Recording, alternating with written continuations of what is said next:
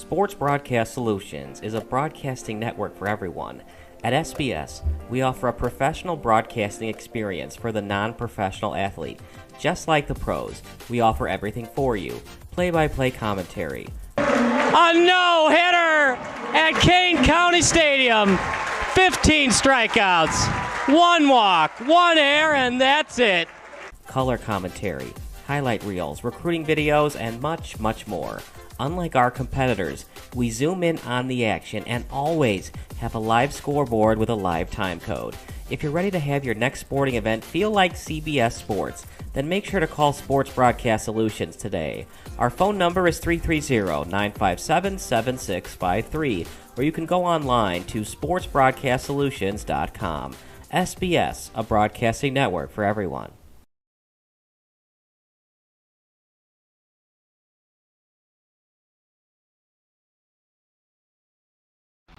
Missing your child's sporting event just plain stinks, but you don't have to worry about that anymore thanks to Sports Broadcast Solutions.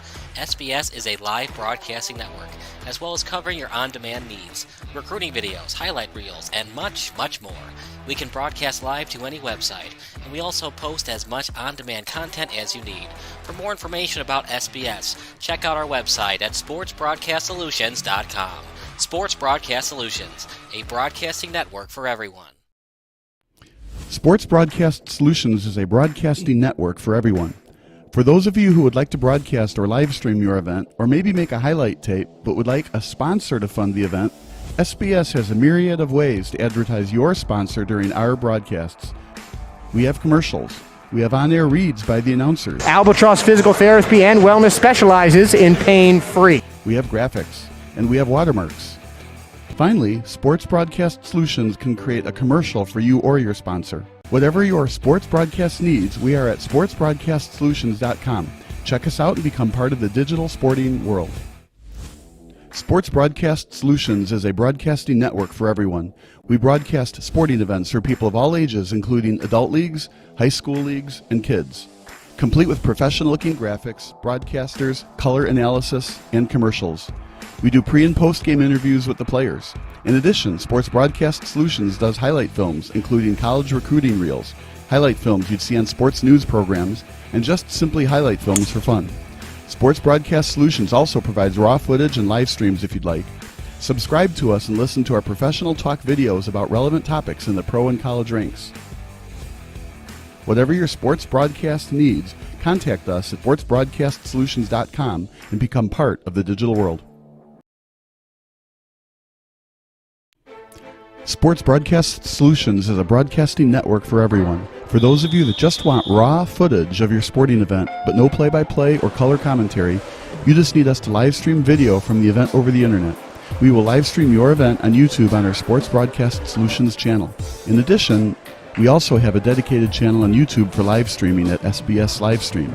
And if you need multiple channels, we can utilize Facebook Livestream and Instagram Live on our channel as well. Options include commercials from your sponsors, professional scoreboard graphics are still available, and of course, yes, pre- and post-game interviews are available as an option if you want. We've been working really hard this whole summer and stuff. Whatever your sports broadcast needs, we are at sportsbroadcastsolutions.com.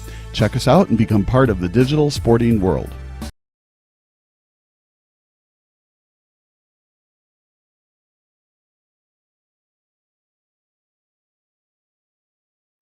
Sports Broadcast Solutions is a broadcasting network for everyone.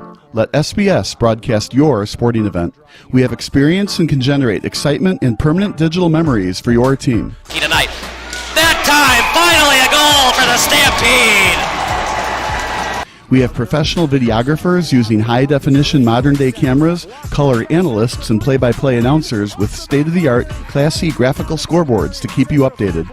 Plus, we have commercials to advertise your team, club, or sponsor, and us. Plus, we do pregame and postgame interviews. Hi, everybody, and welcome to the postgame show brought to you by Marion Central Catholic. My name's Kyle Smith, but my name doesn't matter. These young ladies matter. It's senior night as the Hurricanes win a battle down the stretch, 48-46. Hi, I'm Carrie Kramer. I swim 50 breast, 50 free, and 100 back. Whatever your sports broadcast needs, we are at sportsbroadcastsolutions.com. Check us out and become part of the digital sporting world. Sports Broadcast Solutions is a broadcasting network for everyone. We broadcast sporting events for people of all ages, including adult leagues, high school leagues, and kids. Complete with professional-looking graphics, broadcasters, color analysis, and commercials. We do pre- and post-game interviews with the players. In addition, Sports Broadcast Solutions does highlight films, including college recruiting reels, highlight films you'd see on sports news programs, and just simply highlight films for fun. Sports Broadcast Solutions also provides raw footage and live streams if you'd like. Subscribe to us and listen to our professional talk videos about relevant topics in the pro and college ranks. Whatever your sports broadcast needs, contact us at sportsbroadcastsolutions.com and become part of the digital world.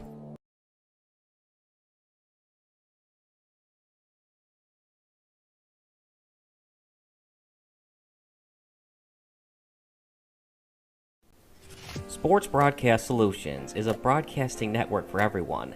At SBS, we offer a professional broadcasting experience for the non-professional athlete. Just like the pros, we offer everything for you. Play-by-play commentary. A no-hitter at Kane County Stadium. 15 strikeouts, 1 walk, 1 error, and that's it. Color commentary, highlight reels, recruiting videos, and much, much more. Unlike our competitors, we zoom in on the action and always have a live scoreboard with a live time code. If you're ready to have your next sporting event feel like CBS Sports, then make sure to call Sports Broadcast Solutions today. Our phone number is 330-957-7653, or you can go online to sportsbroadcastsolutions.com. SBS, a broadcasting network for everyone. Sports Broadcast Solutions is a broadcasting network for everyone. For those of you who would like to broadcast or live stream your event, or maybe make a highlight tape but would like a sponsor to fund the event, SBS has a myriad of ways to advertise your sponsor during our broadcasts. We have commercials. We have on-air reads by the announcers. Albatross Physical Therapy and Wellness specializes in pain-free. We have graphics. And we have watermarks. Finally, Sports Broadcast Solutions can create a commercial for you or your sponsor. Whatever your sports broadcast needs, we are at sportsbroadcastsolutions.com. Check us out and become part of the digital sporting world.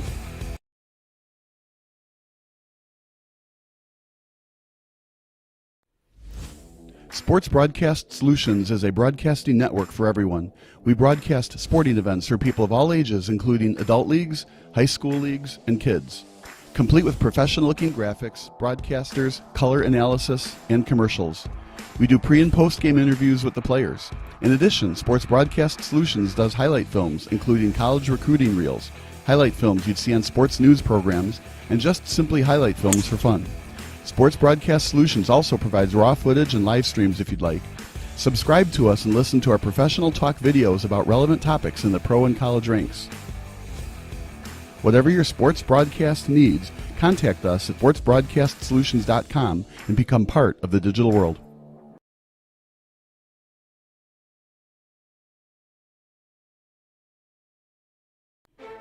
Sports Broadcast Solutions is a broadcasting network for everyone. For those of you that just want raw footage of your sporting event, but no play-by-play or color commentary, you just need us to live stream video from the event over the internet. We will live stream your event on YouTube on our Sports Broadcast Solutions channel. In addition, we also have a dedicated channel on YouTube for live streaming at SBS Livestream. And if you need multiple channels, we can utilize Facebook Livestream and Instagram Live on our channel as well. Options include commercials from your sponsors, professional scoreboard graphics are still available, and of course, yes, pre- and post-game interviews are available as an option if you want. We've been working really hard this whole summer and stuff. Whatever your sports broadcast needs, we are at sportsbroadcastsolutions.com. Check us out and become part of the digital sporting world.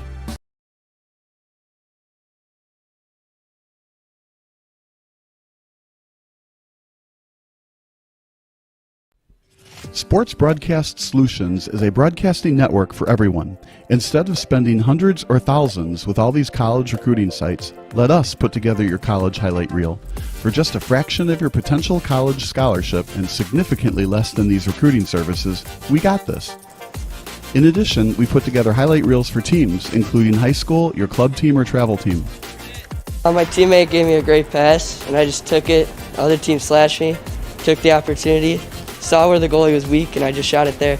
Solon, O'Connor, and Marsh back on defense. And Marsh gets a blowout. We got a breakaway, a 2-on-0. A shot, and a goal! So 3-3.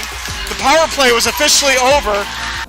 Whatever your sports broadcast needs, check us out at sportsbroadcastsolutions.com. Check us out and become part of the digital world.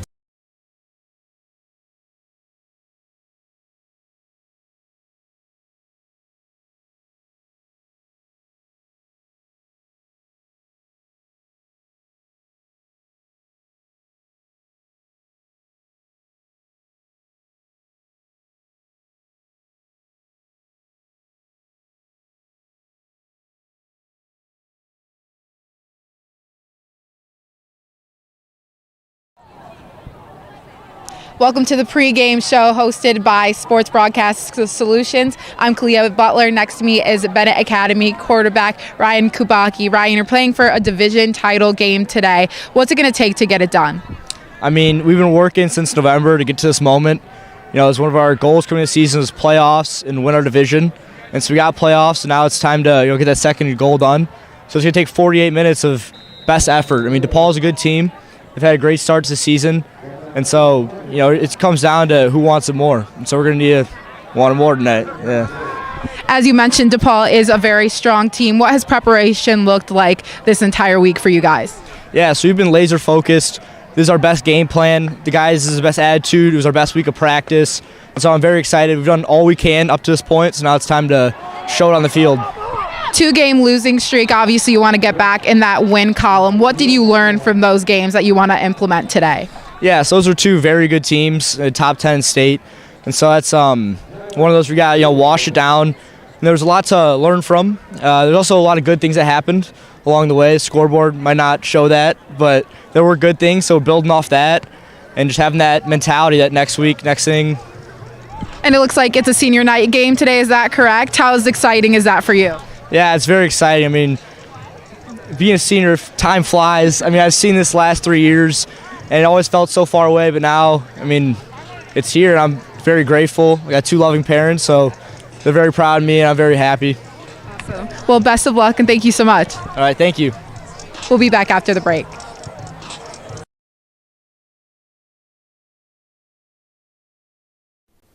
Sports Broadcast Solutions is a broadcasting network for everyone. At SBS, we offer a professional broadcasting experience for the non-professional athlete. Just like the pros, we offer everything for you. Play-by-play commentary. A no-hitter at Kane County Stadium. 15 strikeouts, 1 walk, 1 error, and that's it.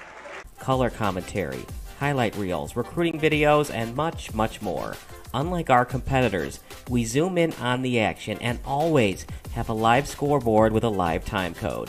If you're ready to have your next sporting event feel like CBS Sports,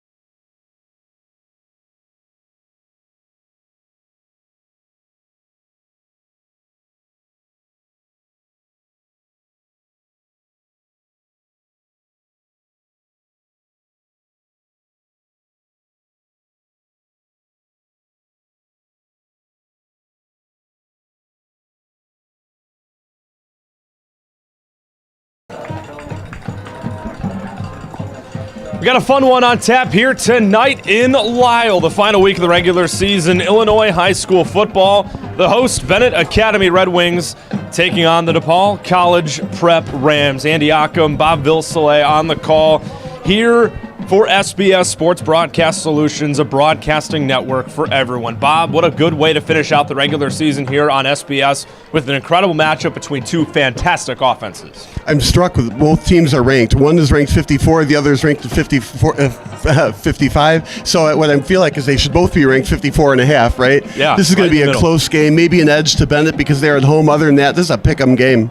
Yeah, Bennett entering today 5-3 overall in the season, 2-0 in conference play and division play, and for DePaul Prep at 6-2. They're also 2-0. Bob, we got a division title on the line here in the East Suburban Catholic Conference, better known as the ESCC, the Purple Division. These two, the top of that 4-team division within the conference, and both teams' offenses have been on full display this season. Both squads started out 4-0, and both teams coming off losses a week ago.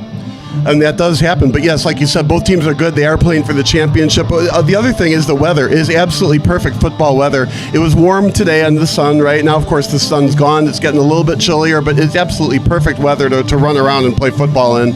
We're in the way up high in the press box here. We've got excellent camera work and can't wait for this game to start. It is the final Friday night here in October. A little bundled up here, but that is A-okay. The Bennett Red Wings take the field, ready to rock and roll.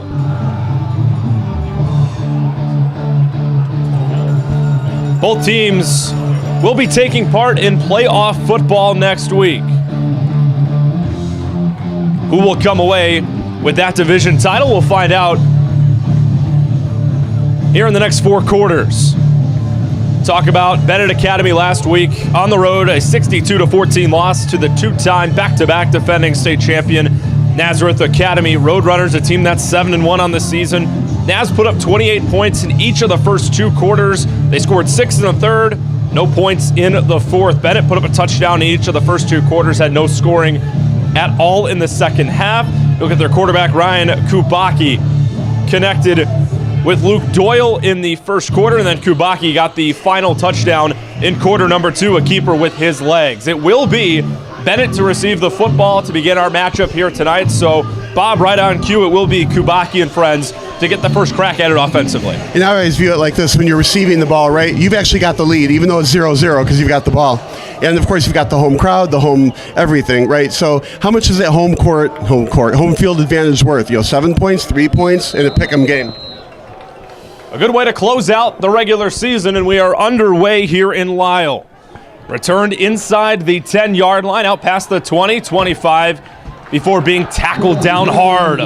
Body slam past the 30, and that's where this Bennett offense will set up shop. Now, I recognize it's high school kickers, but I'm thinking, man, if you can get that kick into the end zone, they start out the 20 instead of a risk for a touchdown right off the bat, or in this case, they got the ball at the 30 instead of the 20. On the other hand, you also get the opportunity for perhaps causing a fumble, and then you get the ball back. Right at the 31-yard line. Bennett this season, they're 2-1 here at home, 3-2 on the road. Offense averaging 29 points per game. I mentioned it's Kubaki, Martin Radgowski, the tailback to look out for, and a couple receivers as well. Luke Doyle had his monster game against St. Viator, which was a huge victory for the program this season. Out of shotgun, a QB keeper for Kubaki to begin things offensively this evening, and he's going to pick up a first down before being pushed out of bounds on the DePaul sideline. I like what they did. They lined up 3 receivers on the left, then went in motion to the left, but then ran to the short side with less defenders on the right. 11-yard gain, first down. Yeah, 4-0 start for Bennett this season, Bob. You look at their last 4, though, they're 1-3. That lone win coming at St. Patrick, a 49-30 victory back on October the 4th. They've scored 49 points twice this season. Well, and we were here for that Fenwick game, and Fenwick played just a masterful game. Kubaki rolling out, looking near side of the field. There's Luke Doyle. In and out of his hands. It'll be ruled an incomplete pass. 2nd and 10 coming up. Those sideline passes are hard to make. You need a strong arm. You have to make sure that somebody can't jump that route, and then you get a pick 6 early. But he does have a strong arm and just didn't catch it. We'll see with this DePaul defense on the season, a team that has had quite the revival. Head coach Mike Passarella, as I mentioned, 6-2 this season, 2-0 in divisional play. They were 4-6 a season ago, coming off a rough 41-38 overtime loss on the road at St. Francis out in Wheaton a week ago. 2nd and 10 from the 48. It'll be a give to Radgowski right up the middle. He's met immediately just out in front of that Ben Shield. It's going to be interesting watching DePaul on offense. I haven't actually seen them yet this year, but Juju Rodriguez is going to be a fun quarterback to watch. He's got 20 touchdowns on the season. I think you had the stats earlier. He's a few yards short of 2,000. Yeah, 62 to be exact. Really close, knocking on the door of that 2,000-yard mark is Juju Rodriguez. You know he'd love to get onto the field with a 0-0 ball game. Let's see if his defense can get a stop here at his 3rd and 10. Well, this is one of those big plays because if they don't get the first down, you have to punt. Otherwise, you're giving the ball up at midfield. So they need to dial up a 7-yard play here. It is senior night here at Bennett Academy. Ryan Kubacki, their signal caller, a senior himself. It'll be a trickery play here, looking to launch, and that one is tipped. And it'll fall incomplete. Boy, I almost thought that was almost it was clearly almost intercepted. I thought it might have been actually intercepted, but at first I'm looking, okay, the quarterback is throwing behind him. It's a lateral. First thing, you got to make sure you catch it, otherwise that's going to be a fumble. Then you reared back to throw it, but it looks like a sack on the throw, and then, of course, the errant pass. So great defense to stop that from happening. It'll bring out the punt team for the Red Wings. And I haven't seen that trickery from Bennett yet this year, so they pulled that one out. The punter for Bennett, listed as a junior tight end, that's Nicholas Durbis. Mentioned a great opportunity for DePaul to get the ball with the game scoreless. That one off the side of the foot of Durbis. This one is going to take a friendly roll in favor of DePaul Prep. Bob, not even sure that one was for positive yards. Exactly, and boy, you were generous when you said a friendly roll. That was what, a net 3-yard punt or something like that. Obviously a missed kick. This is what I make jokes and about they need a different soccer player, go raid the soccer team and get a different kicker. But normally it's a much better punt than that. But what great position for Juju Rodriguez. Like we said, we want to watch him play. Yeah, ball spotted at the Red Wing 43-yard line. Rodriguez, as mentioned just a few minutes ago, knocking on the door of 2,000 yards this season, was 23 of 38 for 320 yards and 5 passing touchdowns last week in that loss to St. Francis. He's in shotgun by himself here. 5 receivers, they're all split out wide. 3 on the far, 2 on the near, drop back. Pressured immediately up the middle. Rodriguez scrambling out on the near side. He'll just have to dump it. When you said it, pressured up the middle. So you've only got 5 offensive linemen, right, against the defensive line, and 5 receivers. Lots of places for the receivers to get open, but at the same time, for them to be open, you need some time. So it was a good rush from Bennett.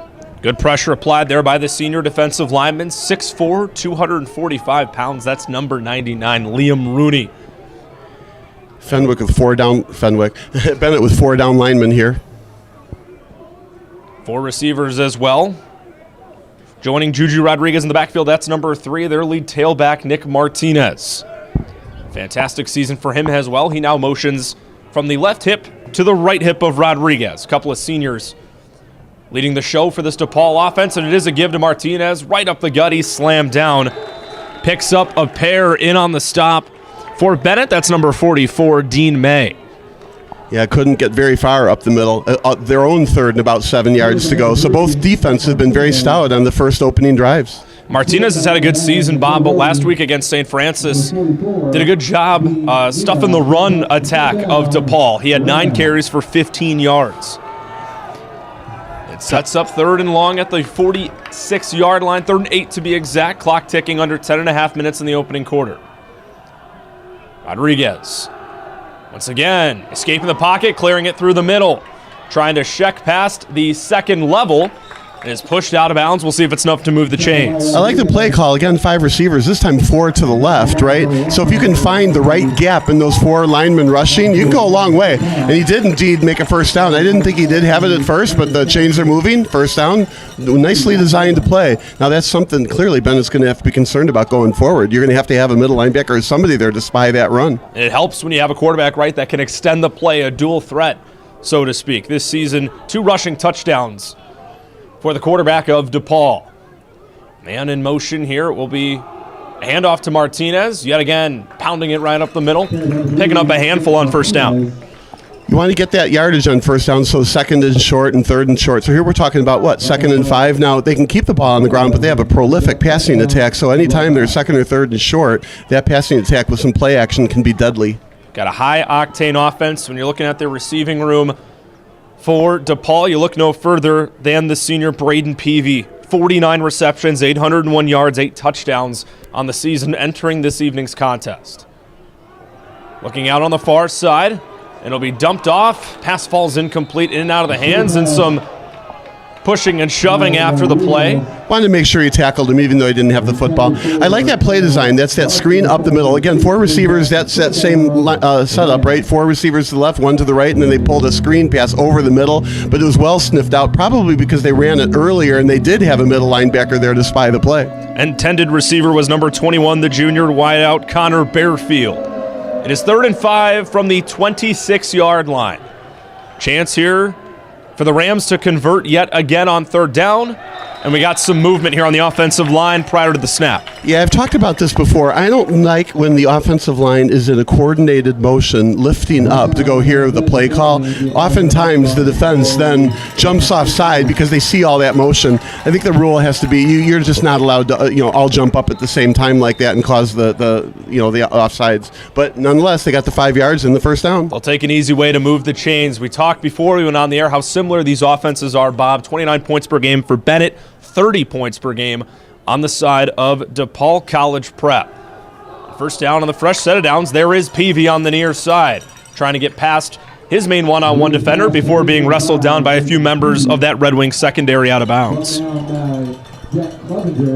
Again, a good first down gain, 5 yards. It's second and about 5, maybe 6. These shorter second and third downs are exactly what they're looking to get. There's Jack Clevenger in on the stop for Bennett. We'll see where the ball's spotted. Either way, it is in the red zone. Now, I wouldn't be surprised to see him throw this again since they did on last second down, but for me, I'd want to run, get 3 or 4 yards, and then have a very, very short third down. They got a fantastic back in Martinez. We mentioned a rougher week last week against St. Francis, but enters today with nearly 750 yards on the ground on the season, and there is Martinez finding a hole, getting past the second level and barreling inside the 10-yard line. Yeah, that's not going to be 3rd and short. That's going to be 1st and goal. Yeah. So again, if it were me, I could keep the ball on the ground. You don't want to risk the interception, even though you've got a prolific arm here. Obviously, play action is a good idea, but I would just keep it on the ground, try to punch it in, get the early lead with no risk. Ball at the 5, 8:44 and counting down here in the opening quarter tonight in Lisle. We head to the IHSA playoffs next week. Both teams playing in our match right now qualify, and we'll have football beyond this week regardless, but a division title on the line here tonight on the campus of Benedictine University. Man in motion. And Rodriguez seeing out the defense, takes the snap, another handoff to Martinez. That one sniffed out by the front line. Once again, that's Rooney in on the stop for the Red Wings. Sometimes it's those small things. Okay, that handoff went up the middle, but he got tackled just a little bit to his left, which puts the ball in the middle of the field. Now, the issue there is then you don't have a wide side on either side, meaning you can run right or run left, pull a sweep, and maybe get in that way without going up the middle. So that's what I would be doing. Pitch one way, left or right. Pick your side. I'll say left. We'll see if they change the direction here for Martinez or if they elect to get Rodriguez going in the air, 2nd and goal. Had a high-scoring game. Underclassmen before this. It was 38-37. Bennett hoping for some more offensive fireworks here in the varsity game. Finding the middle of the field. He's got a man. Hauled in by Braden Peavy. That is a DePaul Catholic Rams touchdown. And what can you say, but wide open right down the middle under the goalposts. Couldn't be more wide open. Perfect throw. Pitch and catch. Touchdown. There is touchdown pass number 21 of the season for Rodriguez and receiving touchdown number 9 for Peavy, the senior wide receiver. The point after to be attempted here for the Rams. Looking for a 7-win season after finishing 4-6 a campaign ago. And quite the work for this coaching staff, getting them to the playoffs for the 2nd time in program history and the 1st since 2015. Count the point after It is 7-0 DePaul. And Bob, when we look at this Red Wing offense, kind of stalled out near midfield, didn't get much help with that punt. You got to think how they're going to go after it in this second drive. You might want to see the ground game get more involved. Well, Radgowski is going to get involved more. But I'm thinking that, okay, if you're DePaul and you scored, even though it was a short field, 45 yards out or something like that, you just got the picture that they were 90 yards out. It still would have been a touchdown. They were able to move the ball. So it's going to be interesting when Bennett gets the ball. I expect a lot more Radgowski on this next drive at least to start out. The defense have to come and respect that, and then the throws can happen. 7 minutes, 37 seconds to go in the opening quarter. Once again, Andy Ockham, Bob Vilsoe here for Sports Broadcast Solutions, third member of our team. You saw her in the pregame show. You will see her in the postgame show, and even for some in-game reports, Kalia Butler will be joining us throughout this first half. Another return for Bennett inside their own 10-yard line. This one taken out by Luke Doyle, their star wide receiver, before running into a wall at the 20-yard line. Bob, not as good field position for the second drive for the Red Wings. Still looking to make the most of it, and as you mentioned, try to get Radgowski more involved on the ground. Well, and the thing is it's just a one-score game, at least so far. And that kick is only about 10 yards shorter than last time. On the other hand, where the yards got made up was that punt that just didn't go anywhere. But obviously, Bennett's not looking to punt. They want to move the ball upfield, but they haven't yet got a first down yet. Of course, they've only had the ball one time. And you talk about Radgowski. It's had quite the impact for Bennett on the ground. Their big win of the season, a 23-16 win here at home against St. Viator that moved them to 4-0. A QB keeper for Kubaki on the first play of this drive. He'll pick up a couple balls out. And that popped out aggressively. It appears DePaul College Prep has recovered, and they have the football. That was the last thing they needed, right? After going down, this is the first play now after that touchdown. So now another very, very short field for DePaul. So if I'm right, it didn't matter if they were 90 yards away or 50 or 30. We may see a 14-0 game here very, very early. We're only talking halfway through the first quarter. When you look at the thoughts going in to this week, just general notes. The local rivals.com forum, DePaul College Prep given the slight edge with a 65% chance to win this game on the road. Nonetheless, we knew entering the booth tonight and getting here to the stadium that these are two very good teams on the field, clearly qualifying for the playoffs, and DePaul has thrown the first punch, and they're looking to add even more. And so far, the home 7-point advantage isn't showing up. We see Juju Rodriguez returning here in shotgun. He connected with Braden Peavy for the game's first score. That one a 5-yard touchdown pass. In the air once again to begin this drive. Escaping the pocket up the middle. Flag thrown. Shovel pass. This one picked off. We'll see what the flag is on, but either way, that's Dominic Tomala. He is going to take that one all the way to the house. If the flag is a hold on the offensive line, that'll be a Red Wing touchdown, but we will wait and see. That's again, the worst thing that could possibly happen. Like you said, a shovel pass. He was hoping for, he's going to get tackled. Maybe I can make a few yards by passing it this way to my receiver. And obviously easy pickoff for 6. Wow, what a turn of events. You thought you were going to go down 14-0, all of a sudden you're tied up. That was Jack Clevenger, I stand corrected, the linebacker, and it is a hold on the Rams' offensive line. Talk about the defense having the offenses back there, Bob. They'll look to attempt the point after and tie us up at 7. And how bleak was it after that fumble? But, one turnover, very next play, another turnover. That's how fast the game can turn. This Bennett defense having a rough past few weeks. We look at their most recent battles. 62-14 defeat of Nazareth. The week before here at home, losing 42-7 against Fenwick. But nonetheless, shown up in a big way here. Got a long sprint there to get into the play here. The point after be attempted by sophomore kicker number 37, Michael Conway. Snap and hold are good. And Conway boots it through. 7 apiece, a defensive score, a pick 6 coming by way of Jack Clevenger. What a fun start to the game, though, right? So 7-7, we're midway through the first quarter. Now we're going to see DePaul get the ball back, and this time we expect that they're going to have a long way to go, maybe 80 yards or something. With any luck, maybe they can boot this out of the end zone and ensure the ball's at the 20 instead of an opportunity for a return. And similar to what we saw, Bob, on that first drive for DePaul, despite them scoring, one constant thing was that pressure up the middle from the interior defensive line that Bennett was able to provide, and that's what led to that interception there. Absolutely, and then you can't help but think, DePaul, you've got 5 receivers on so far every down. We haven't really, I mean, yes, they've been in the backfield or whatever, but I just feel like you might want to have a tight end or something more on the line, a little bit more, I don't know, to prevent that defensive line from getting such good pressure. And you've seen it too, the consistent pressure from Bennett. It's mainly been a 4-man rush. You would think, well, maybe you need to add some more to mix it up. If they're getting through with 4, they're not going to need to add any more here tonight. They can just drop more back in coverage. And they have been able to prevent the run up the middle with those 4 people as well, except for that first quarterback draw.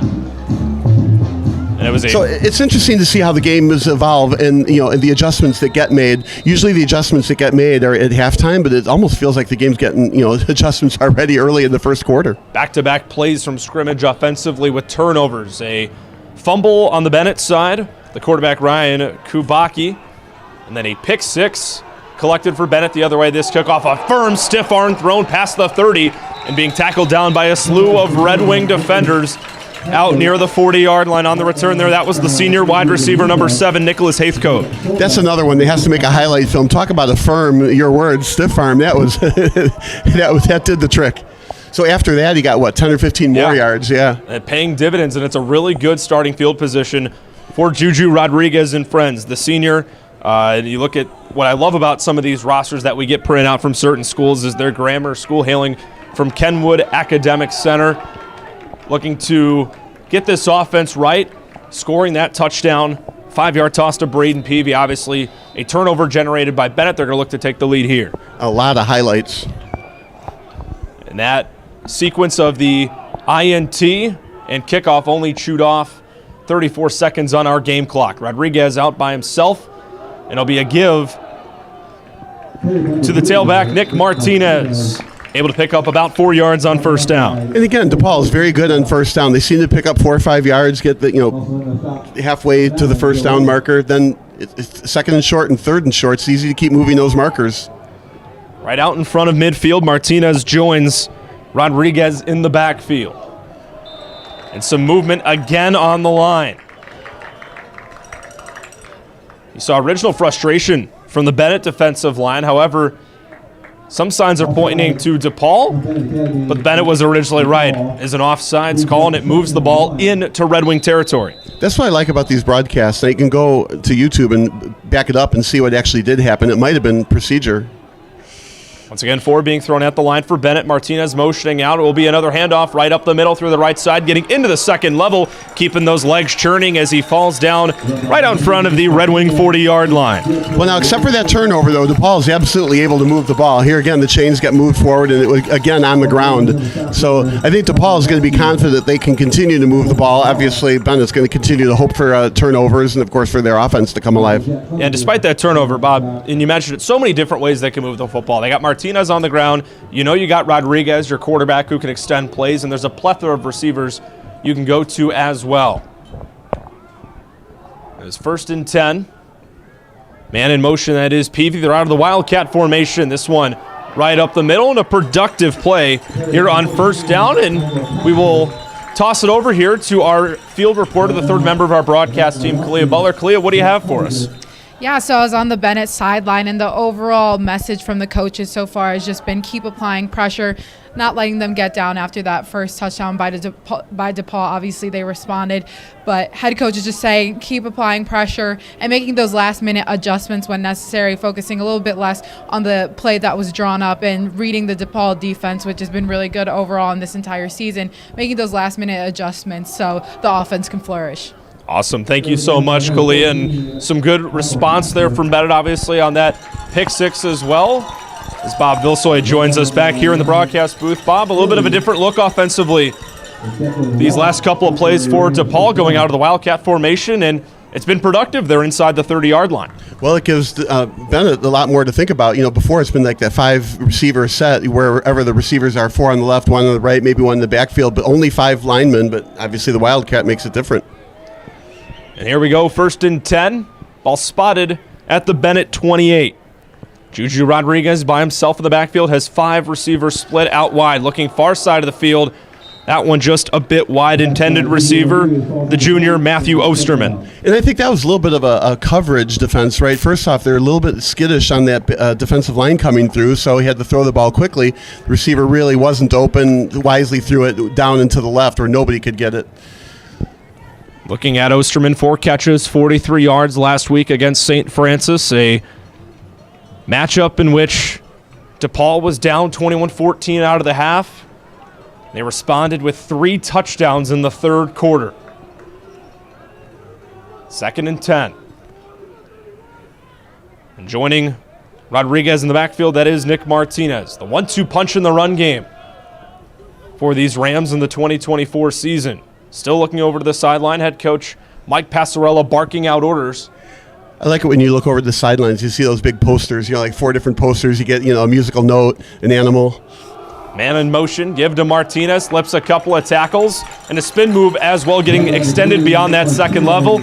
Something that Bob consistently, this Rams rushing attack, has been able to do early and often here in the first quarter. And they got what they want. They've got 3rd, and we're going to call it short, 3rd and 3. So far, they seem to get 3 yards at will, generally on the ground. But again, with this prolific attack, a play action, it can really hurt you. And the 1 touchdown they did have was over the middle. It is 3rd and 3, clock ticking. We got 4.5 minutes to play in the opening quarter tonight, the final week of the regular season for IHSA football. Pressure being brought by Bennett. It is a run, and Nick Martinez not able to go anywhere. A huge stop for the Red Wing defense. That's Declan Walsh and company in on that stop, and it brings up a decision for this DePaul College prep coaching staff here on 4th down. And that's exactly it. Can you kick the field goal from here, or do you make, clearly they're not going to punt. I don't see a field goal unit coming on. I'm thinking that's out of his range anyway. Have to be, about a 39-yard kick from here. So they're going to go for it, 4th and about 4. I'm thinking they'll put it in the air. Yeah, loss of 1 on the play. Walsh playing on both sides of the field for the Red Wings. A commit to St. Thomas. Here we go again. That's that aggressive lift by the offensive lineman on the hard count. I think that shouldn't be defensive offsides, but that's what's going to be called.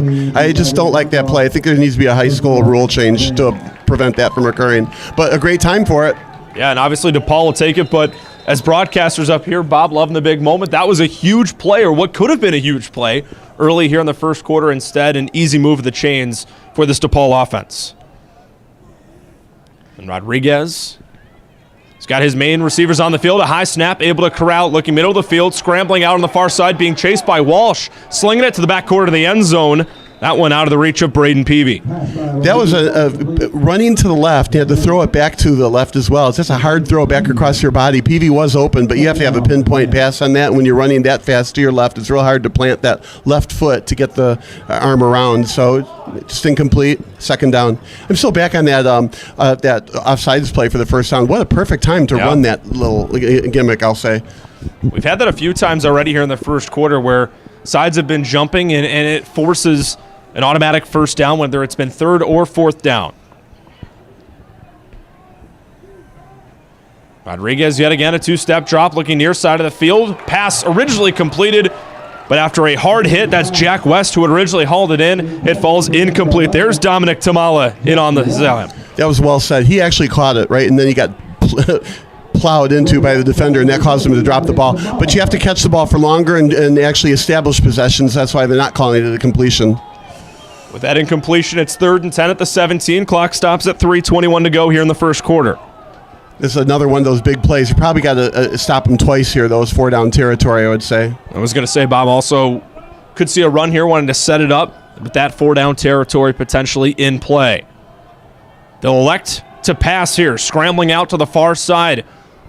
Is Rodriguez directing traffic out near the end zone all the time in the world? He's just going to throw it away with pressure being brought there at the end. Yeah, all the receivers in the end zone were on the left side. Nobody was on the right. If one of those receivers had broken to the right with a little bit of a sprint behind it, maybe that pass could have gone that direction. But again, going to the left, it's hard for the quarterback to turn and throw it deep into the right corner.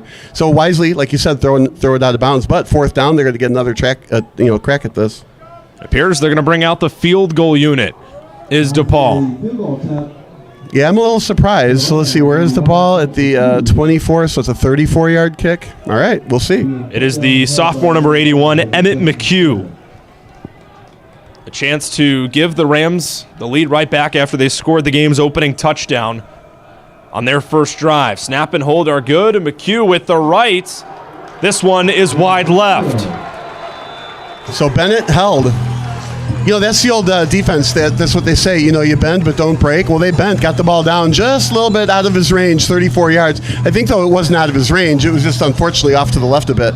And after an opening drive where the Red Wing defense essentially got marched down the field by this Rams offense, they respond with a pick six, and then they come back and force a missed field goal. This is where shop will be set up for Ryan Kubacki. It's inside the 20-yard line, but they'll take it with a tie game here at 7 apiece.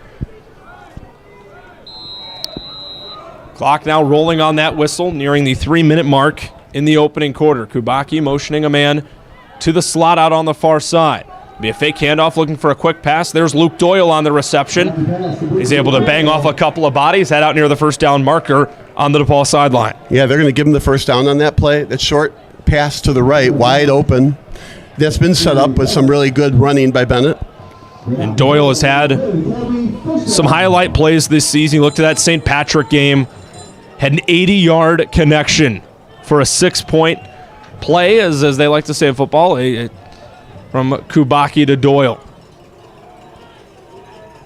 And on the fresh set of downs, Kubacki looking far side of the field, looking for Doyle in and out of the hands, try to fit it in a tight window there, Bob, but the pass falls incomplete. You hit it right on the head, tight window. The defender was in front of him and another one in back of him, and he had to kind of lob it right between them, and it went right through the hands. I mean, you really can't pass it any better than that. Ball marked at the 30, so that initial reception to begin the drive for Doyle was good for 13 yards. You look at the other Luke in this receiving room for Bennett, Luke Wilds, a 3-touchdown game against St. Patrick. Unfortunately, not dressed for this evening's game. Kubacki scrambling out near the Bennett sideline.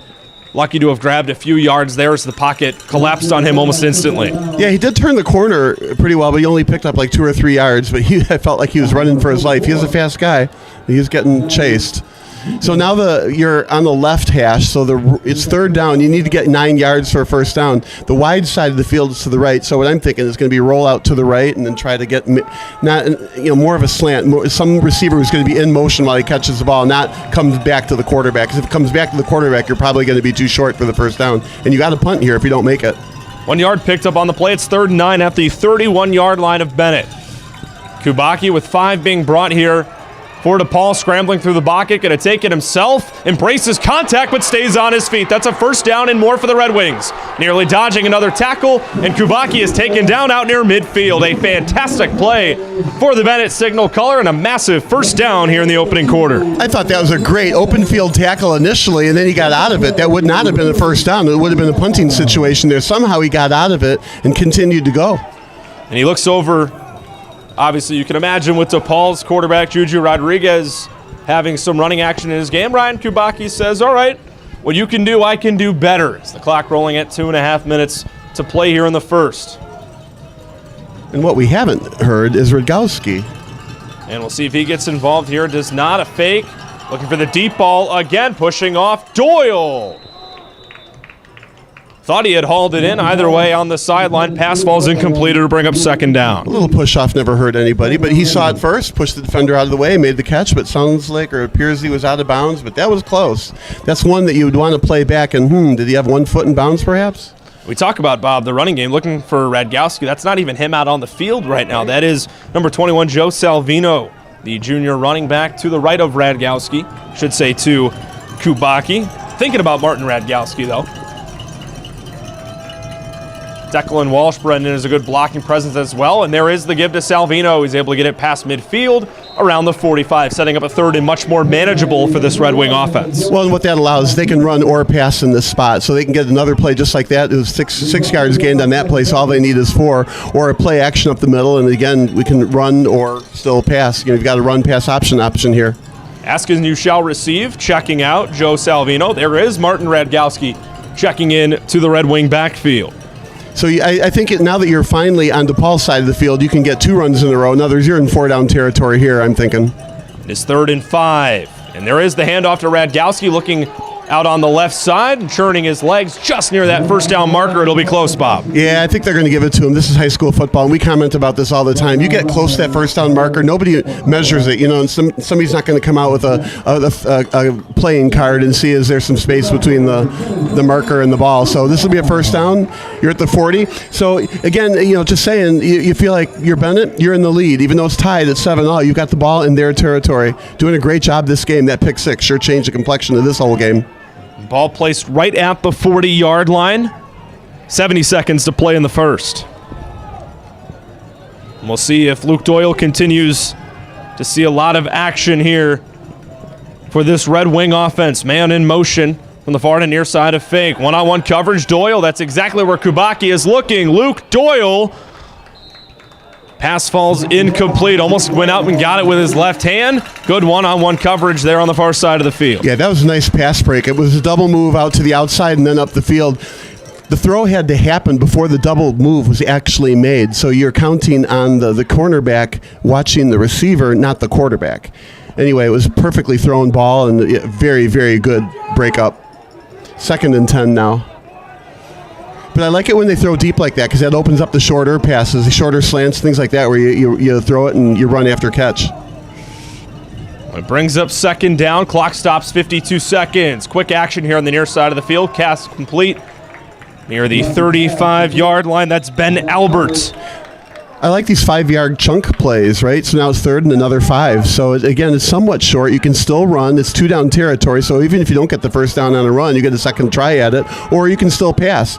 And the important thing here is, again, the ball's on the left hash, so you can run, sprint right, and still make a pass on the wide side of the field. Just playing smart football. That's all that matters at this point. Ball will be at the 38-yard line, 21 seconds and counting. We'll see if Bennett can get the playoff here before time expires. Now set up in motion. This would be the final play of the quarter. Now looking over to the sideline, Kubacki. Barking out orders as well to his offensive line. The clock will hit zeros here in the first quarter. A little bit of a late reaction there from our officiating crew. Nonetheless, that'll conclude the first quarter here this evening in Lisle. We're tied at 7. Bennett marching down the field. We'll be back here momentarily for Illinois high school football on SBS.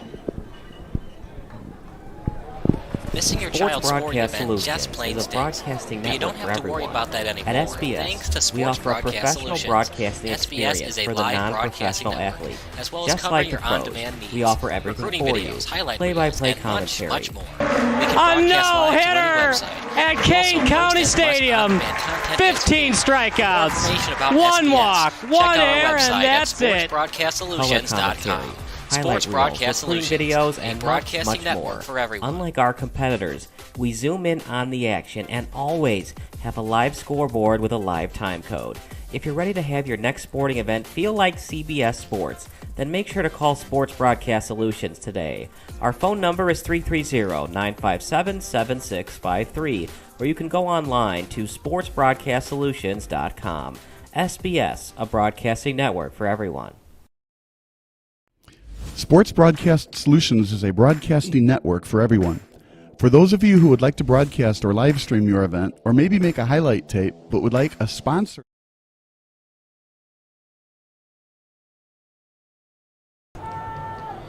Back here for the second quarter on the campus of Benedictine University. It's Bennett Academy football. The Red Wings hosting the DePaul College Prep Rams. Andy Ockham, Bob Vilsoe, and the third member of our team, Kalia Butler, bringing in the action tonight here in the final Friday of October. 3rd and 8. It's a give up the middle, close to the yard to gain. We'll see where it's marked. And Bob, an entertaining first quarter, some turnovers defensively. Bennett currently marching down the field. Well, and I feel like Bennett's right now kind of lucky to be in the game at 7-7. Of course, they had that one long pick six, but here they are in their own right, marching down the field, moving the chains with every first down. So here it is, 4th and very, very short.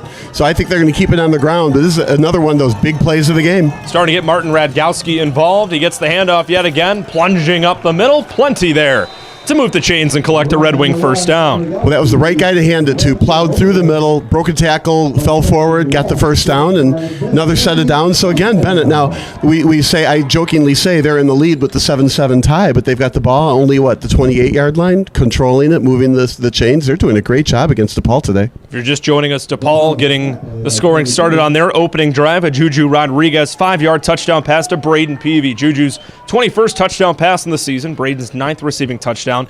And then Bennett getting on the board defensively. An INT for 6. Play action, fake pass over the middle. That one hauled in by Luke Doyle inside the 10-yard line. It'll be 1st and goal for Bennett. Yeah, we've heard this a couple of times, right? First down and goal at the 5, only this time now is for Bennett. That pick 6 I was alluding to earlier that came in the first quarter. Jack Clevenger on the receiving end of that to have us tied at 7. Bennett knocking on the door, getting their first lead of this evening's game. So at first I thought, Bennett's lucky to be in the game, but now Bennett's earning it. They're in control. Yeah. And again, I would like to see this on the ground, but I'm thinking, run it on the ground, see how far you get. Maybe play action and run again. 3 receivers on the right can block if they run that way. Kubaki going to keep it himself, having to elude one tackler, but he gets swarmed by that defensive front of the Rams. Loss of yards there for Bennett's quarterback. It almost looked like he was about to lose the ball and he had to go, snatch it back out of midair. So he couldn't gain any more yards after that. Now, that didn't gain much, so it's, second and about 6? 7 maybe? If any gain was had there, and it's obviously important to keep care of the football. Kubaki, unfortunately, let one slip out of his hands. It was a hard hit, though, in that defensive front for DePaul. Popped out, but then it was on that next play where Bennett collected the pick 6. So that was essentially erased off the board as well. He's a good runner, but I'd like to see them go to Radgowski here to get those tough yards. It is 3rd and goal. Ball spotted at the 6. It is Radgowski in the backfield, man in motion as well. They'll fake the give.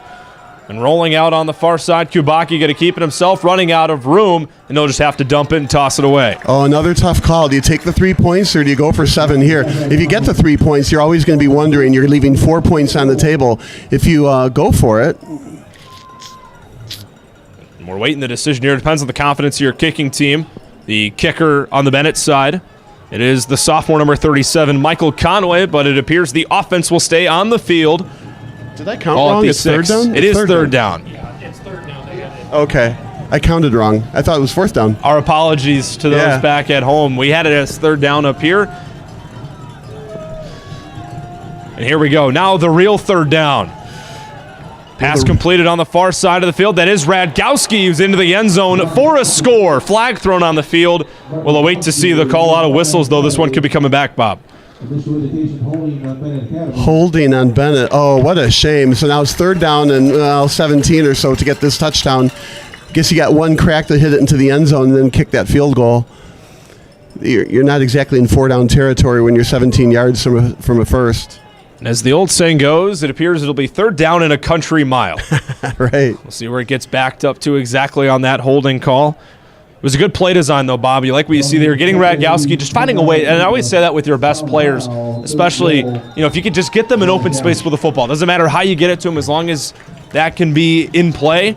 You saw that there. It was executed perfectly, but unfortunately a hold brings it back. That is a shame that hold caused it. And, of course, the question is how bad of a hold was it? I mean, from way up here, I didn't detect it, right? But was it a major hold, and that's why I scored the touchdown? Or, maybe one of those plays that shouldn't have been called?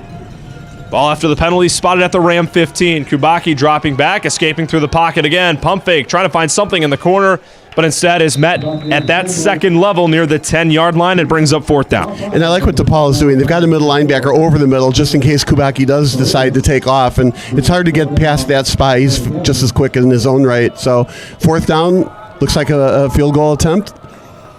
It is Michael Conway in the special teams unit in pursuit of 3 points. That would put Bennett up for the first time this evening. I feel like this time at least they're not leaving 4 points on the field. The right thing is kick the 3, take the 3, because if you go for it and you don't get it, now you're leaving 3 on the field. Snap and hold are good. Conway, does it have enough? Yes, it does. Perfect kick. 10-7 Red Wings. I didn't think I'd be seeing a 10-7 lead after the way the first part of the first quarter went, but Bennett in it, ahead 10-7. Now it's up to the defense to get the ball back. Now this time, if they can get the ball back, they have the ball and the lead, not just a 7-7 fake lead like I've been talking about. So then I swing the question to you, Bob, and I won't get too repetitive with this tonight, I promise, in terms of what we're looking for, but Obviously, DePaul, now the first time they're out on offense without the lead. Are you expecting to see more in the air? We obviously saw the touchdown connection from Rodriguez to Peavy, but other than that, it's been a lot on the ground early in this first half. Do you expect them to air it out a bit more here on this drive? I do, but I also think that's the plan. I don't think either team is deviating from their game plan yet, so I think DePaul intentionally has kept the ball on the ground to kind of set the tone, and I think you're going to see a lot more passing in the later in the second quarter and then the last half. So, yeah, I do think you'll see a lot more on the air, but I don't think that they'll go to the air because they're behind. I think they're going to go to the air more because that's part of the plan that DePaul has for this game. 2 men back deep for DePaul. That's number 7, Nicholas Haithcote.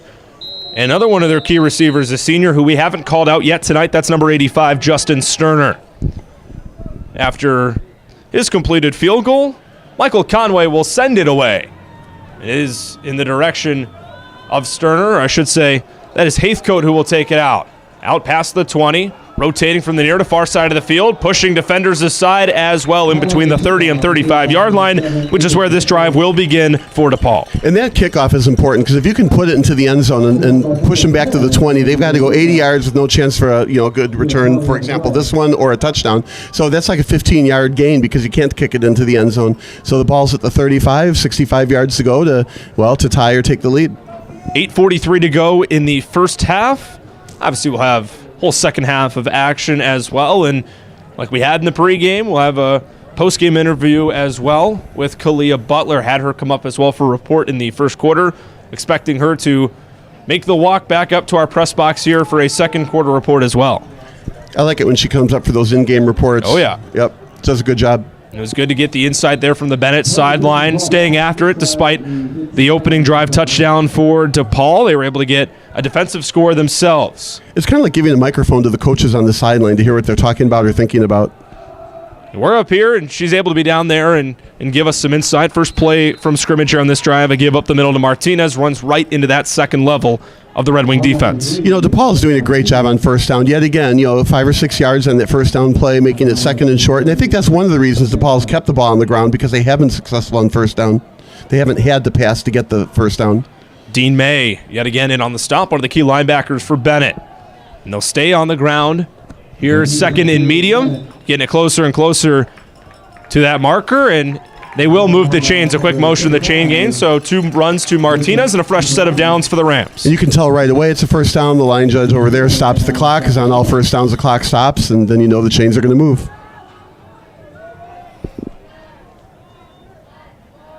Under center.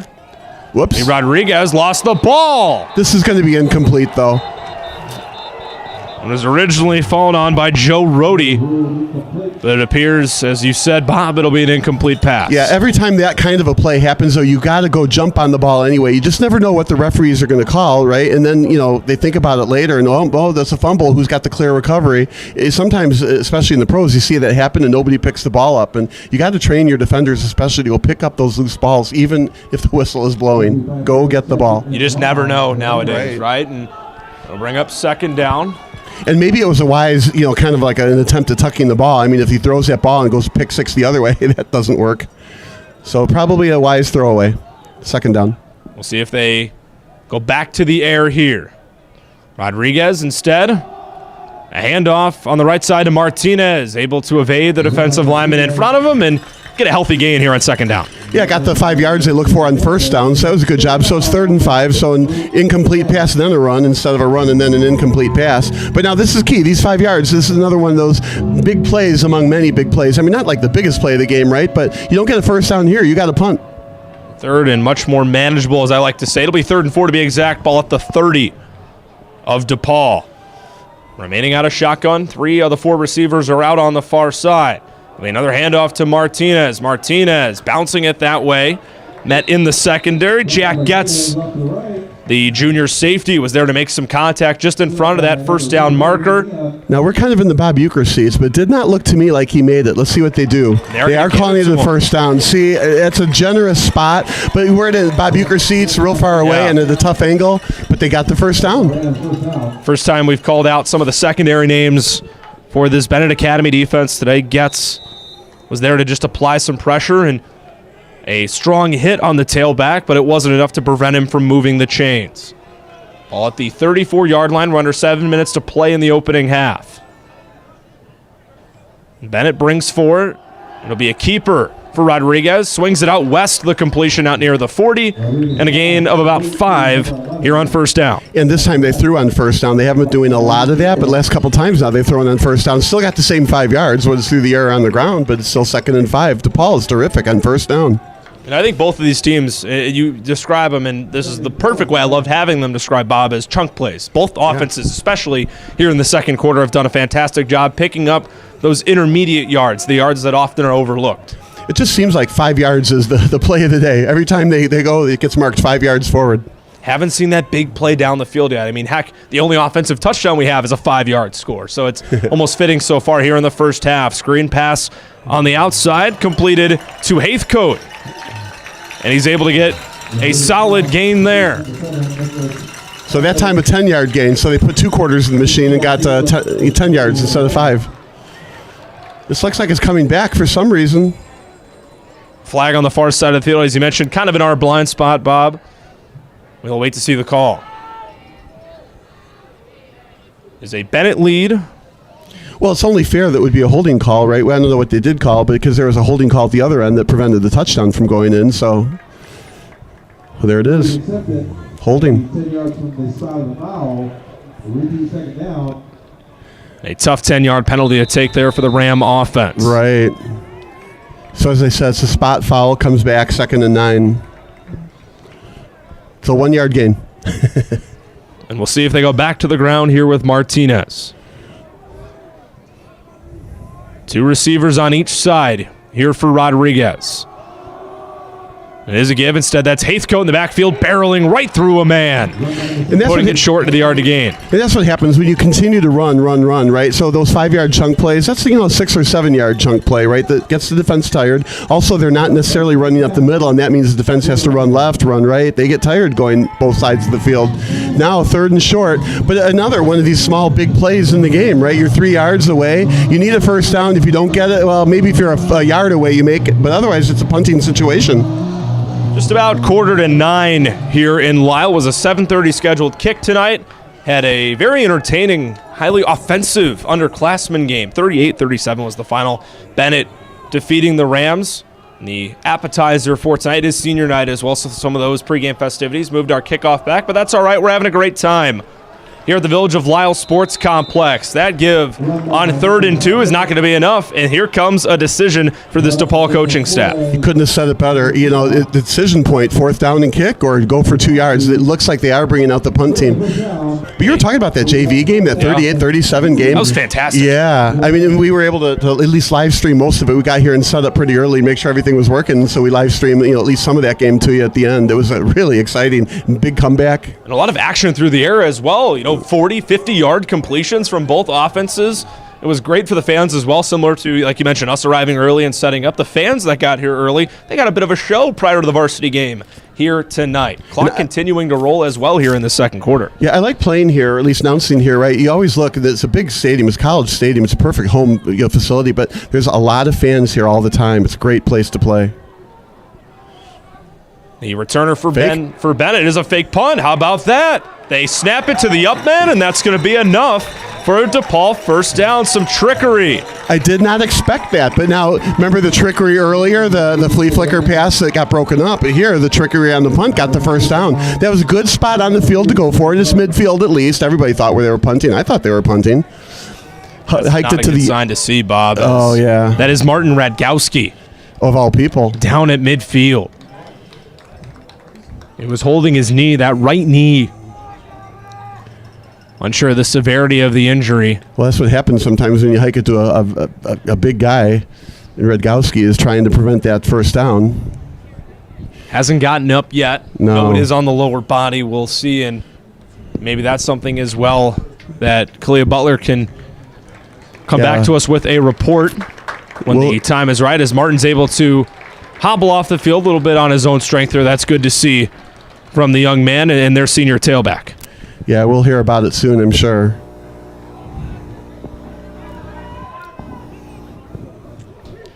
So it brings this DePaul offense back out onto the field.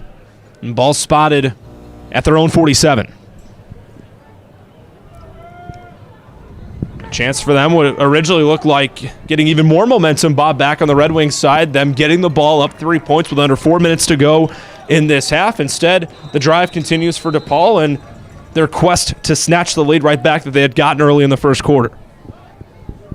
3 receivers on the far, 1 on the near for Juju Rodriguez. He'll swing out that way, looking far downfield, and we'll give it a good heave. 2-man coverage, pass falls incomplete. Yeah, he threw that into double coverage, but nobody was open. We get the benefit of looking downfield. There just was nobody effort, and he had all day to throw out, well, all day in terms of seconds. He made a pretty good throw, over the defender and in front of the other defender, but obviously wasn't able to be completed. But, that fake made a huge difference in the game, too. It's about, a little less than 4 minutes to go. So either Bennett was going to have the ball, somewhere in the middle of the field with 4 minutes to go, or they're going to get the ball somewhere in the middle of the field. And that was Jack Getz in on the coverage with Luke Doyle as it brings up second down, and it brings Kalia Butler back to the broadcast booth. What do you have for us, Kalia? Yeah, there's just been a significant difference on each sideline.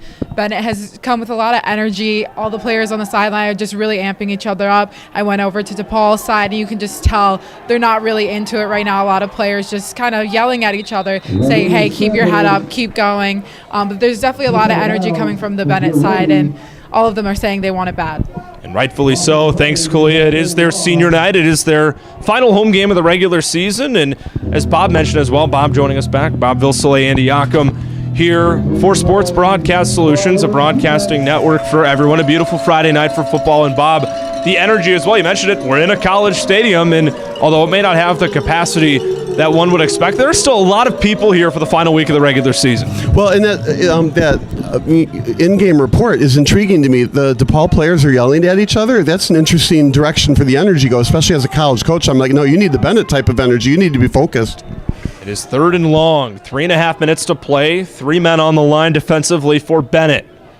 And that's what they'll bring, a 3-man rush. Rodriguez dropping back, sliding to the far side, and a flag thrown. It's incomplete, being tossed away to the Rams sideline, but it appears a hold will be called here, Bob. And now this is one of those things, do you want the yards or do you want the 4th down? Now, if they back it up 10 yards, they get one more play, right? But if you just decline it, you get the ball back instantly. 3 minutes and 28 seconds to go.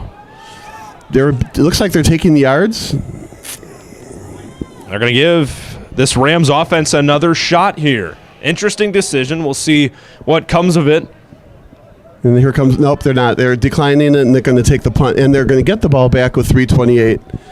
More of the decision that we expected, right, on the Bennett side and from their head coach, Pat New. But what a great job that Bennett is doing here. Okay, they are up 3 against a strong DePaul team, and they're getting the ball back with about 3 minutes to go, which is, kind of an eternity, maybe not in high school terms more than the pros, but 3.5 minutes to go with the ball and some timeouts. 2 men back for Bennett. A lot of time taken off the clock, nearly a blocked punt on that one, and it's going to take a nice roll in favor of the visitors. This one scooting just inside the 15-yard line. And there's a lot of coaching philosophies here. Do you try to catch the ball? Do you call a fair catch or just let it drop? If you don't touch the ball in any way, right, if you don't catch it and try to return it or don't call a fair catch, there's no chance for a fumble late in the first half here. But if you let it go, you could lose 10 or 15 yards on the roll, and that is what happened. So with 3:27-ish to go, they have to go, 87 yards. Long way. So you also got to make sure that you get a first down or two. Otherwise, DePaul can call a timeout, and then they get the ball with a minute or two to go. That's something unheard of for this Bennett offense. They have that big playability and plenty of time on the clock, but this could almost be one of the situations, if you can get a methodical drive, Bob, down the field, could kill all the clock here in the first half, and if they're able to get 6, they could have a 10-point lead heading into halftime. It'll be a give to begin this drive. That is Joe Salvino on the handoff, picking up around 5 yards. We see Radgowski on the sideline here. He looks like he's moving around, testing his leg there. He's running a little bit short sprint. So I'm guessing he's going to come back in the game. He's got to show the trainer, I still got it. Put me back in, coach. It's one of those where obviously in special teams at the high school level, you just want your best athletes, your best players in on that line, especially in a scenario where it could be a fake, and that's what we saw there. Luke Doyle on the end around, not able to get much, if anything, here on 2nd and medium. It'll bring up 3rd down. Well, and just expecting Bennett to be in the playoffs next week anyway, but I think this game hinges on whether they'll have a home game in the playoffs or an away game in the playoffs. So this game has a lot of importance, not the conference championship notwithstanding.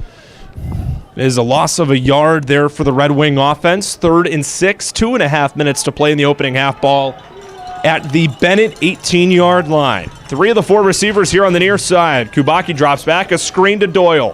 Hauls it in at the 15, gets out to the 20 before being taken down. And that's not going to do it. It's going to be 4th and about 5, and I think they're going to have to punt away.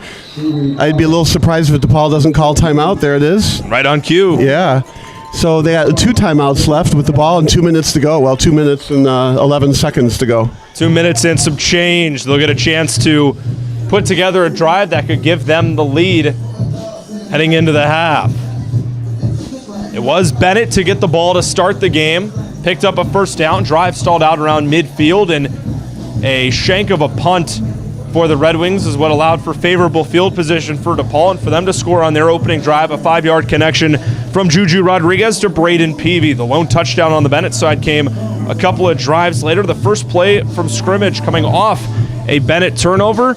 A pitch pick 6, just trying to get rid of it, was Rodriguez. It landed right into the hands of linebacker Jack Clevenger, who took it all the way back to the house, and a field goal as well from Michael Conway, the difference up to this point. And what a great synopsis that you just made there. But what's interesting also is all that was like in the first part of the first quarter. After that, it's been a very, very clean game. Yeah, only the field goal here in quarter number 2. And that is the quarterback, Kubacki, and on punting duty as well. Fair catch called for around midfield, and a little bit of hand to the face there from Nicholas Haithcote, who received the punt.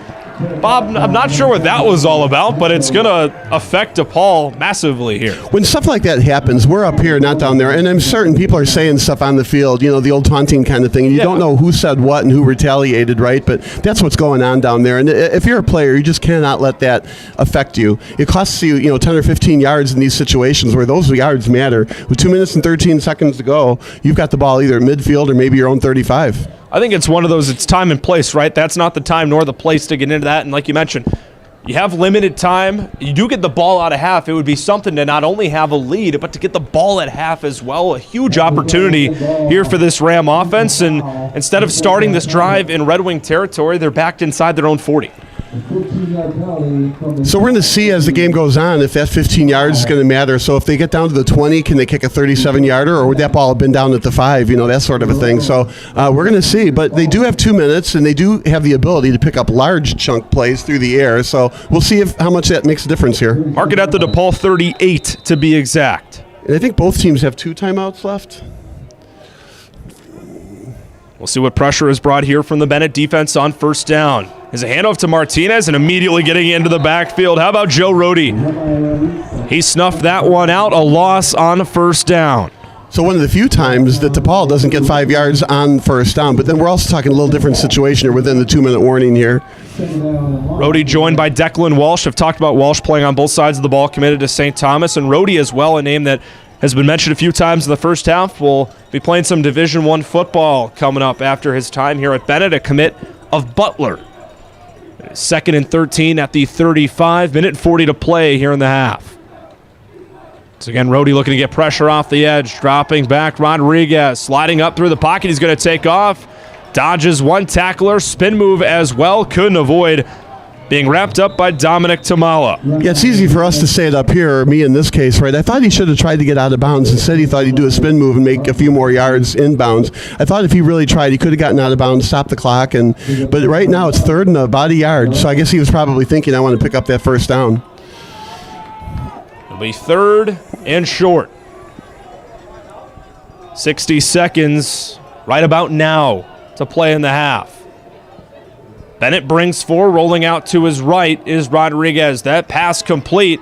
Is it enough to move the chains? We'll wait and see. It should be on the reception there for the first time this evening. It's Justin Sterner. Yeah, it's the first time. I thought the pass was a little bit soft, and I'm wondering if maybe there was a defender in the way that he had to dodge. I couldn't tell, but I would have thought that he wanted to rifle that in quick. The receiver was wide open. He catches the ball, and he could get turn upfield and get a couple more yards, maybe break a tackle. Quick stop of the clock, Bob, as the chains move. Right. But back to first down, they're still at midfield. They got the 15 yards back that they lost on that penalty, but now a lot less time. Still looking to get in to Red Wing territory. I think what I would do is throw a couple downfield, and I mean deep downfield. 4-man blitz brought here by Bennett. Once again, Rhodey just throwing bodies as that pass on the far side of the field. Complete once again. Rodriguez to Sterner, and he gets out of bounds. That was well played. They were trying to go downfield. They were covered, so it was appropriate to tuck the ball, then sprinted out to the right looking for, in this case, the check down pass. It worked for a 10-yard gain, moves the chains, and stops the clock. Can't do much better than that. Do that like 3 more times, you got your touchdown. Yeah, and it gets him into Bennett territory. It is at the Red Wing 42. Going to need a big play. A lot of chunk plays in this second quarter and in the first half, but the home run play is much needed here for this Ram offense. I feel like the receivers lined up off sides. And we'll see. No flag thrown there. I saw the same thing, Bob, as Rodriguez now rolling to his left, looking down the field, heaves one out near the sideline, was looking for Matthew Osterman, but just not enough room in bounds for that pass to be completed. Well, that little ticker in your brain goes, 1, 2,000, 3,000, or, like in the old days, remember when you're in the park, 1 Mississippi, 2 Mississippi. So you get up to 4 Mississippi, and you got to get rid of that ball, and probably wise to put it in the bleachers rather than in the other team's hands. It only took 9 seconds off the clock on that incompletion. Brings up 2nd and 10. We'll see here, they want to work the sidelines, and the Bennett defense is going to be prepared. They're going to close off those sidelines and openly welcome any tosses to the middle of the field. All by himself in the backfield now is Rodriguez, putting as many options out wide as possible. A long pause. And yet again, looking middle of the field, Rodriguez looking far sideline now for West. This pass picked off. Yeah, that was an underthrown pass. Well read. You want to say it's an easy pickoff.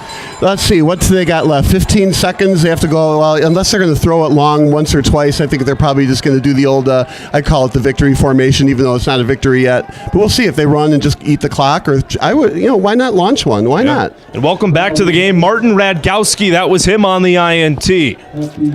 Again, shows his importance on the field. How about it? He still has that limp as he's walking back to the sidelines, but he's given it his all for his team here on his senior night, final week of the regular season. Well, after you catch an interception, you can exaggerate your limp a little bit. But if you don't catch the ball, you have to pretend there's no limp. Is looking at the spot of the ball. It's inside the 20. Put it exactly at the Red Wing 18-yard line with 15 seconds to go. That's Joe Salvino in the backfield. Yeah, I think they'll run it still. Is Kubaki. It is a give to Salvino up the middle. Good gain getting past the 25. So Salvino's stats get padded a little bit before the end of the half. That's all right. And then they take the lead to the locker room. They played a really good first half. Now they got to put a really good second half together to beat this really good DePaul team. Each team with a touchdown in the first quarter. The difference, a field goal here in quarter number 2. It will be DePaul to receive the second half kickoff. We'll be back shortly here for Bennett Academy football on Sports Broadcasting Solutions.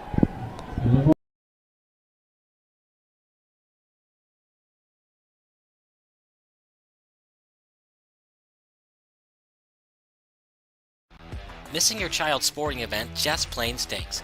But you don't have to worry about that anymore, thanks to Sports Broadcast Solutions. SBS is a live broadcasting network, as well as covering your on-demand needs, recruiting videos, highlight reels, and much, much more. We can broadcast live to any website, and we also post as much on-demand content as you need. For more information about SBS, check out our website at sportsbroadcastsolutions.com. Sports Broadcast Solutions, a broadcasting network for everyone.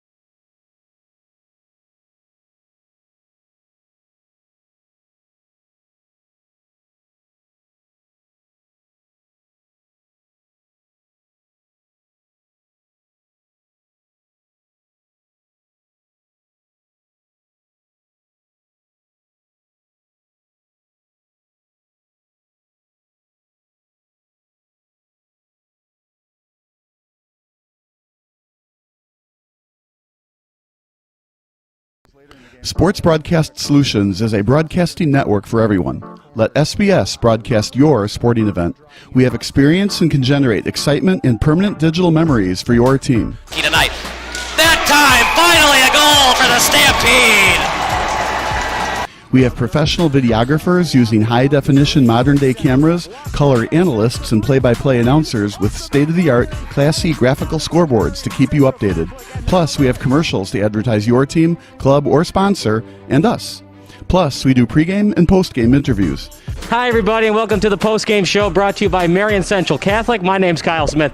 But my name doesn't matter. These young ladies matter. It's senior night as the Hurricanes win a battle down the stretch, 48-46. Hi, I'm Carrie Kramer. I swim 50 breast, 50 free, and 100 back. Whatever your sports broadcast needs, we are at sportsbroadcastsolutions.com. Check us out and become part of the digital sporting world. Missing your child's sporting event just plain stinks. But you don't have to worry about that anymore, thanks to Sports Broadcast Solutions. SBS is a live broadcasting network, as well as covering your on-demand needs, recruiting videos, highlight reels, and much, much more. We can broadcast live to any website, and we also post as much on-demand content as you need. For more information about SBS, check out our website at sportsbroadcastsolutions.com. Sports Broadcast Solutions, a broadcasting network for everyone.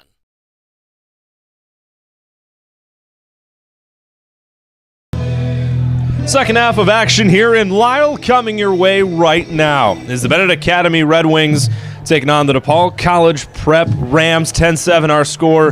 The Red Wings have the lead, the Rams to receive the kick here in the second half.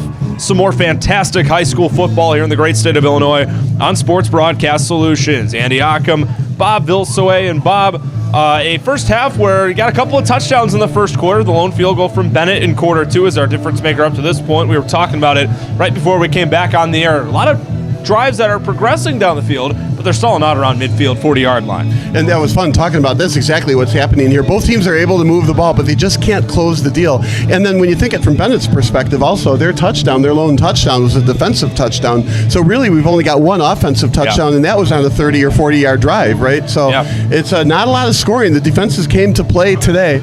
Now, just a side note, too, it feels like it's like 5 or 10 degrees colder than it was at the beginning of the game. We're in the upstairs press box, so we're away from all the elements, we'll call it that. It's a gorgeous night, right? But it's now 5 or 10 degrees colder the second half, so we'll see if a second half team is better in the cold. Fall is in full force here in the Chicagoland area. You mentioned the lone offensive touchdown for DePaul. That came on their opening drive offensively, a 5-yard score from Juju Rodriguez to Braden Peavy, and that pick six from Bennett coming via their linebacker, Jack Clevenger. The environment here tonight has been an absolute blast. The final home game of the regular season for Bennett, the final week of the regular season before we get into some IHSA football playoff action next week. It is senior night, and the Red Wings are looking to close out their regular season at 6-3, and we haven't mentioned it enough in this broadcast, Bob. This is for a division title here on the purple side of things in their conference. And it's a pleasure watching both teams at the top of their game playing each other. But we're going to find out what the adjustments are that were made at halftime. Of course, we're going to have to figure them out for ourselves when I see them.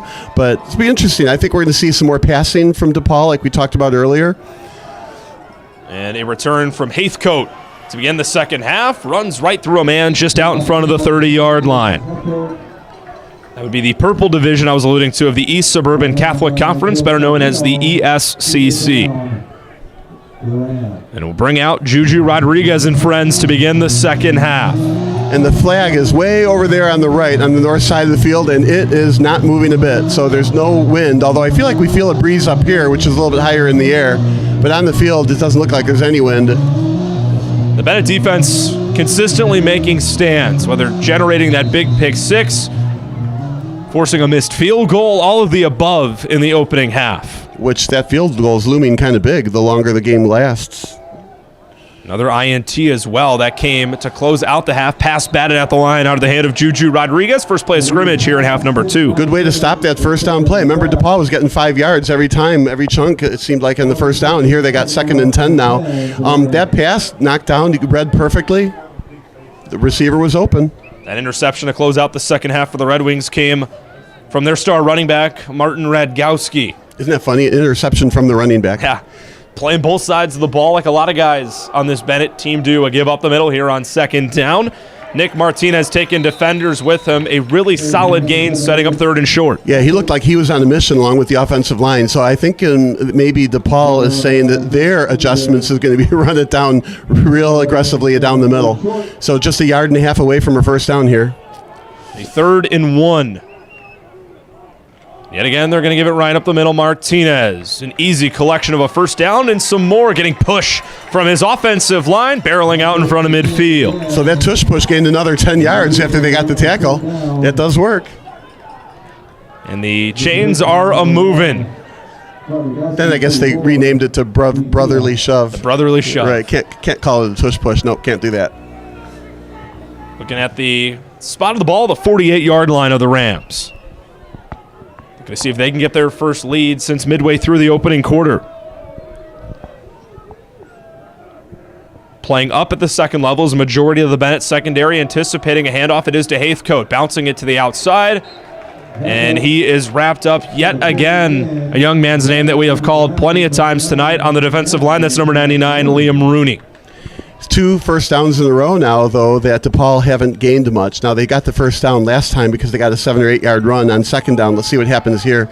I'm going to guess that they're going to put the ball in the air, but, it's going to be 3rd and long if it's not completed, but I think they're going to throw the ball.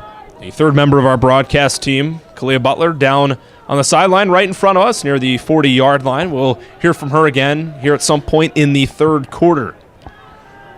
It'll be a QB keeper here for Rodriguez, and he goes nowhere.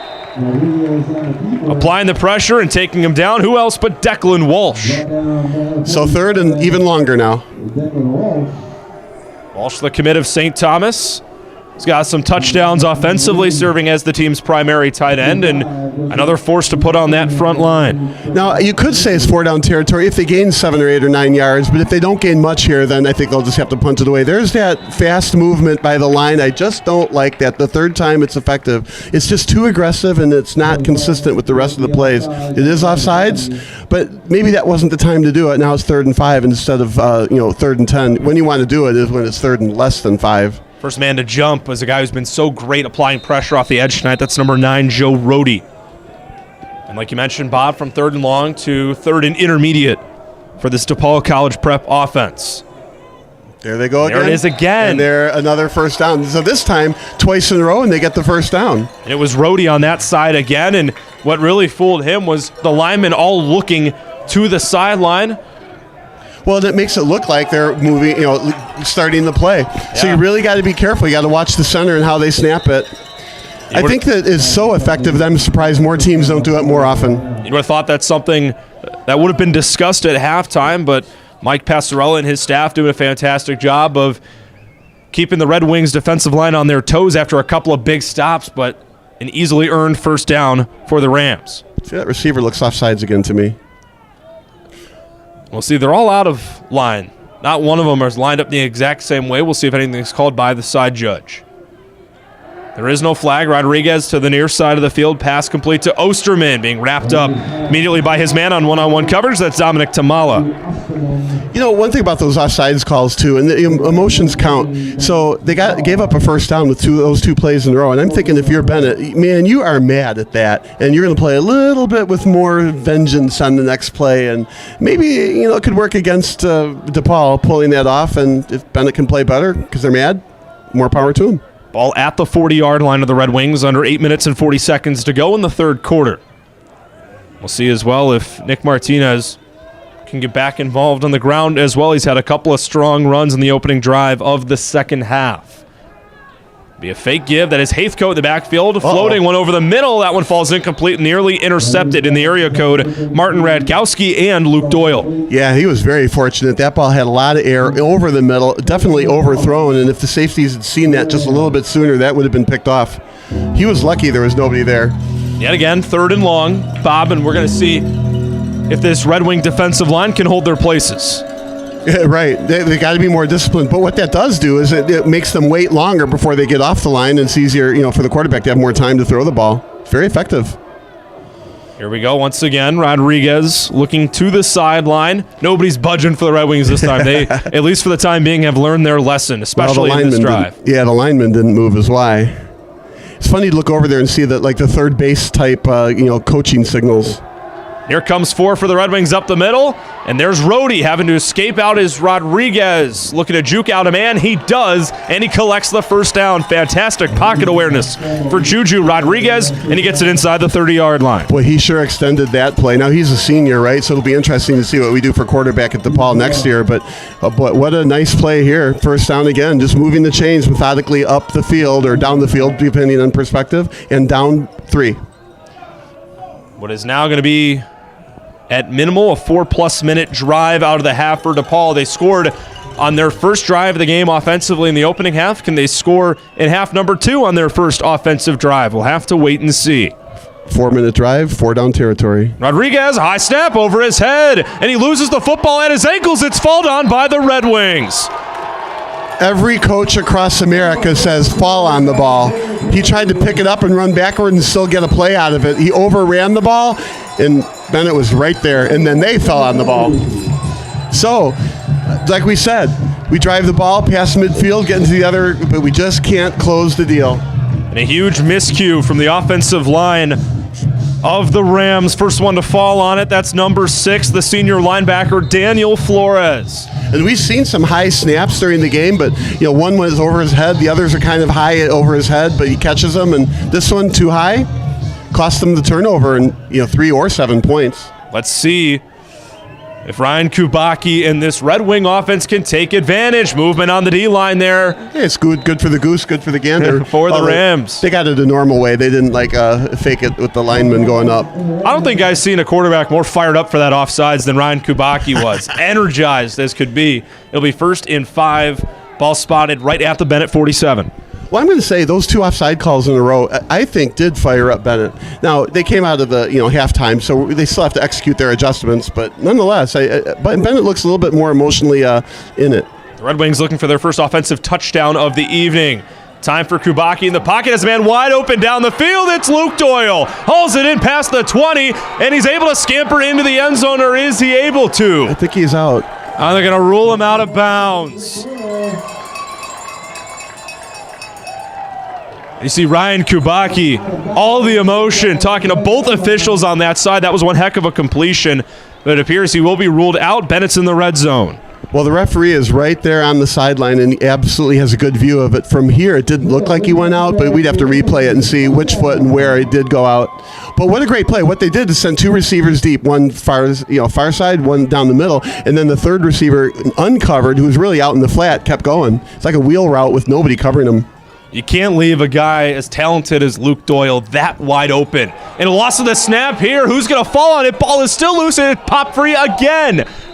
It appears the Red Wings have fallen on it, but my goodness, the offensive line's a couple of blunders here early in the third quarter. It seems like the turnovers are coming in bunches. We had that a couple fumbles early in the first quarter. Now we had these 2. Well, I guess this one isn't a turnover, but by rights it should have been. I guess when you put the ball on the ground, you probably shouldn't expect to get it. Bennett knocking on the door, as mentioned earlier in the drive, of their first offensive touchdown and a 2-score lead. It'll be Kubacki, and it's good to see their lead running back at the right hip of their QB. That's Martin Radgowski. And despite that loss of yardage, though, it's still 2nd down and 10. It's kind of normal. 2nd and goal, maybe, from the 10. A clean snap, fake the handoff. Looking over the middle of the field, it is incomplete, nearly picked off. Yeah, that was fortunate that didn't get picked off. It was a nice slant throw, but obviously missed the, I'm not sure if it was linebacker or a safety there, right in the middle of the field that dove and, tipped the ball away, but that could easily have been caught. Right through the hands of junior linebacker number 33, Luke Flom. Clock stops, 7:31 to go. So 3rd and 10. I think they'll put it in the air again, but I wouldn't be surprised to go back and see him run for it. Radgowski is back in. And the question is, like we keep saying, will they treat it like 4-down territory? Or will they look for the end zone yet again? And it is a handoff to Radgowski, trying to maneuver past the right guard. It's near the 10-yard line. Sorry, I think that's going to answer our question, though. With the ball still at the 10, they're going to probably just have to kick it in and get the extra 3 points. But, man, they wanted the 7. And it is Michael Conway, 101 today on field goal attempts. His last field goal looked like it was straight and true and would have gone a lot further. And the sophomore looking to give the Red Wings a 6-point lead. Snap and hold are good. Conway off the post, no good. A huge stop for the Rams. They'll take over. Score remains 10-7. Dare I say doink? Oh, man. Bringing back some nightmares for fans here in the Chicagoland area. Not the double doink, Bob. No. But still off the right post. No good for the sophomore kicker. That's a tough blow for the Bennett offense after having a huge play on that completion from Kubacki to Luke Doyle. Well, there's a positive spin on this. When you're up by 6, you can lose by 1. When you're up by 3, well, at least that won't happen. And we'll see if DePaul can take advantage. A tough turnover on the opening drive for them and for the game in general here in the second half. A snap that flew high of quarterback Juju Rodriguez's hands, wasn't able to fall on the football. So that turnover way at the other end, it was effectively like a 50-yard pushback, and now DePaul's got to go these 60-some-odd yards, 70 yards, 80 yards to get to score. Drive starts at their own 20. And wisely, they'll hand it off. This is Heathcote. And a solid gain of around 7-8 yards. Flag flying in after the play. Probably going to be a face mask. And near on the stop was Martin Radgowski. I have a feeling that'll be the call as well, Bob.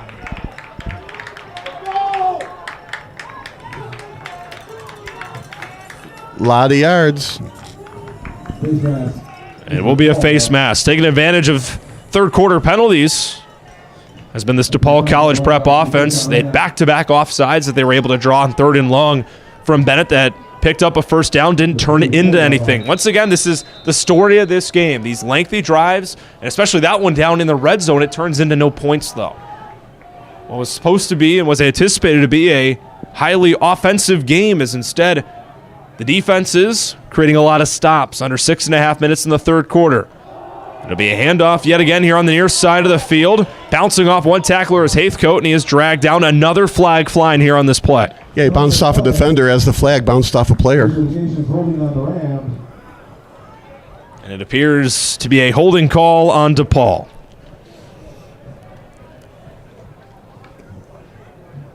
Which has the effect of a makeup call. But that's not what they're doing. And keeping it even. It's like that face mask call never happened or had very little effect. Clock stops after the penalty at 6 minutes and 16 seconds to go in the third quarter. Thanks so much for hanging out with us here tonight on Sports Broadcast Solutions, a broadcasting network for everyone. Andy Ockham, Bob Vilsoe up here with you in the broadcast booth, as well as the third member of our crew, Kalia Butler, down on the sidelines and giving some fantastic pregame insight, a good interview with one of the seniors being honored here on Bennett Senior Night, Ryan Kubacki, their starting quarterback, and we'll have a postgame interview for you as well after the result of this game. It is 1st and 20, ball spotted at the Ram 24. Man in motion, and that is PV. Instead of a give to him, though, will be a handoff to Martinez, who goes nowhere. A brick wall thrown up by Declan Walsh. And a tough loss to sustain there on 1st and long for this DePaul offense. Those little things matter so much. Another high snap, and what that does, is it gets everybody uneasy. Yeah, I thought she was going to be up here by about now. But anyway, it makes everybody uneasy, and it was lost behind the line.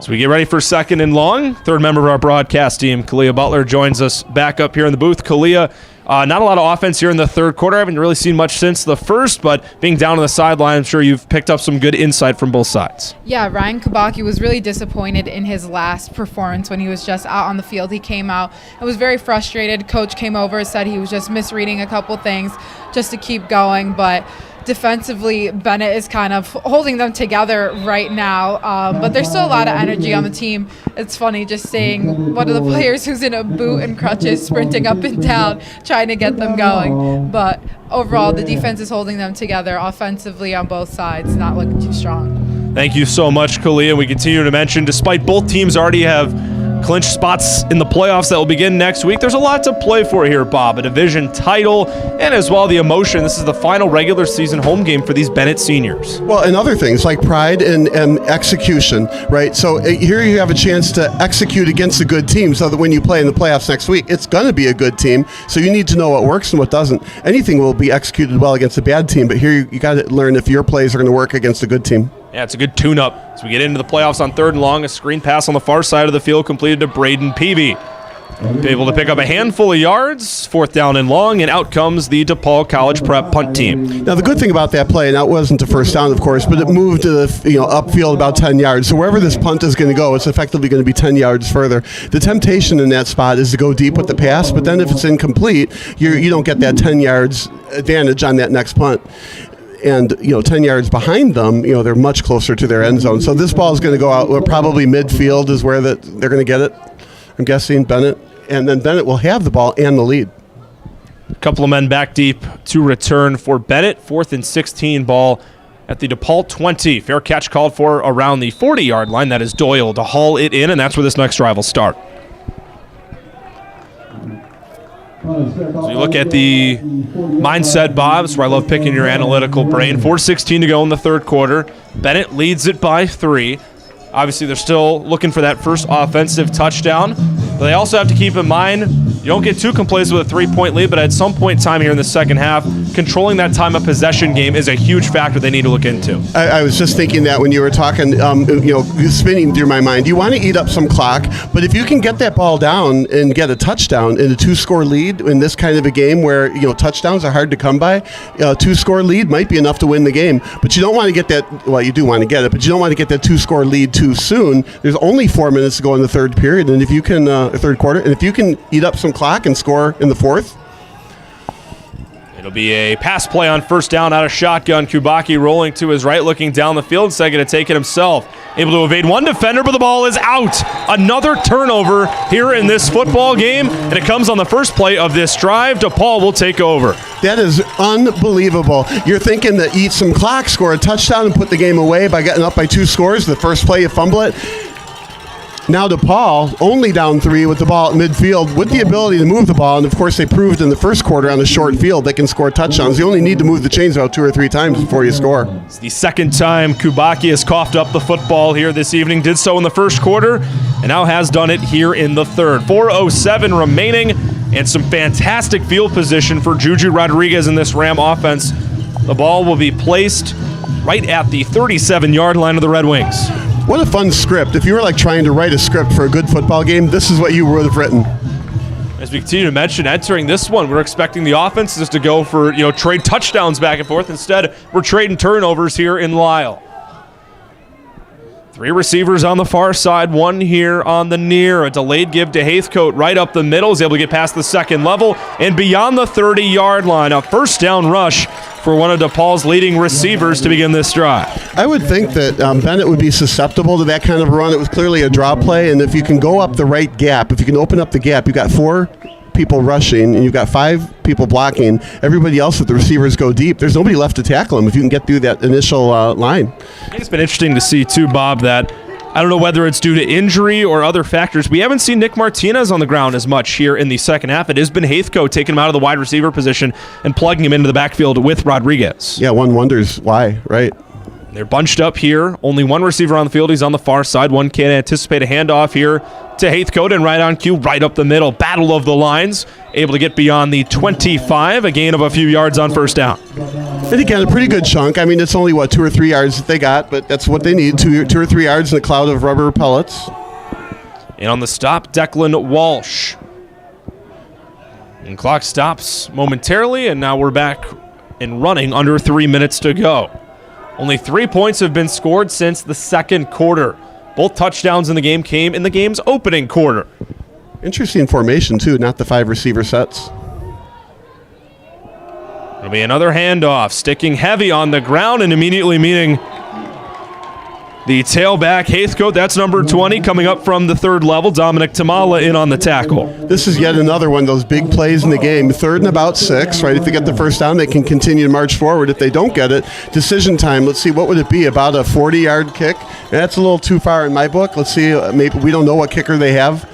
but I think that'd be a little too far to try to tie it up. 3rd and 8 from the 23-yard line. Another big play, not only in this game, but in this second half. And with needing a big chunk of yards, again, I'm surprised they don't have the set with 5 receivers out. One man to the right of Rodriguez. Looks over to his sideline, potentially changing the play call at the line. It will be a handoff on 3rd and 8. They're going to treat it potentially like 4-down territory here, Bob. Haithcote able to pick up about 3 or 4 yards. Yeah, that's exactly it. And every time they get a new line of scrimmage, in this case, what about the 20? You're thinking, 37-yard kick. Yeah, I think it's going to be a 4-down territory. But here you need 4 yards. It's not 4th and short per se. It's 4th and a little bit longer than short. It's a pickup, though, on that 3rd and long that you'll take. You'll never complain with the 4 yards, and it brings a decision here. And is this a field goal unit coming in? Yeah, and I think we're going to see an attempt after all, picking up some yards for Emmett McHugh. Another field goal attempt. He missed his first of the evening back in the second quarter. He's looking to tie this game at 10. Well, and a lot of us can second-guess the decision, but one thing, the coach does know how far this kicker can kick it.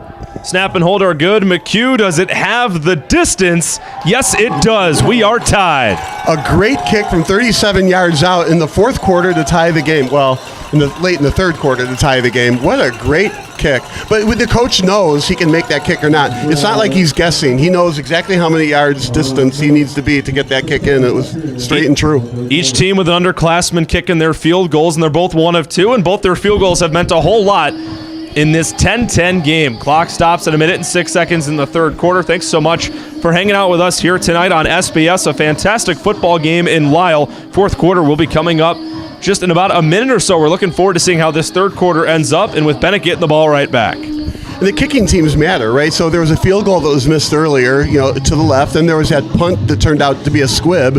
And then this really good field goal from 37 yards out, and we're at 10-10. So again, we're back to my, silliness here. We got Bennett, who's in the lead with the ball at 10-10. Right back where they wanted. An unfortunate fumble from their quarterback, Ryan Kubacki, on the last drive. And on the first play from scrimmage, that's the second time he has fumbled today, and both fumbles have come on the first play of a drive. Yeah, and this reminds me of one of those overtime games in college, right? Okay, so there's a whole quarter to go. Bennett's probably going to hold the ball for 6 minutes. Let's see if they score or not. And then DePaul's probably going to hold the ball for 6 minutes to see if they score or not. So we're coming down to the last couple possessions of the game. Luke Doyle brings it in at the 6 and takes it out past the 20, near the 25.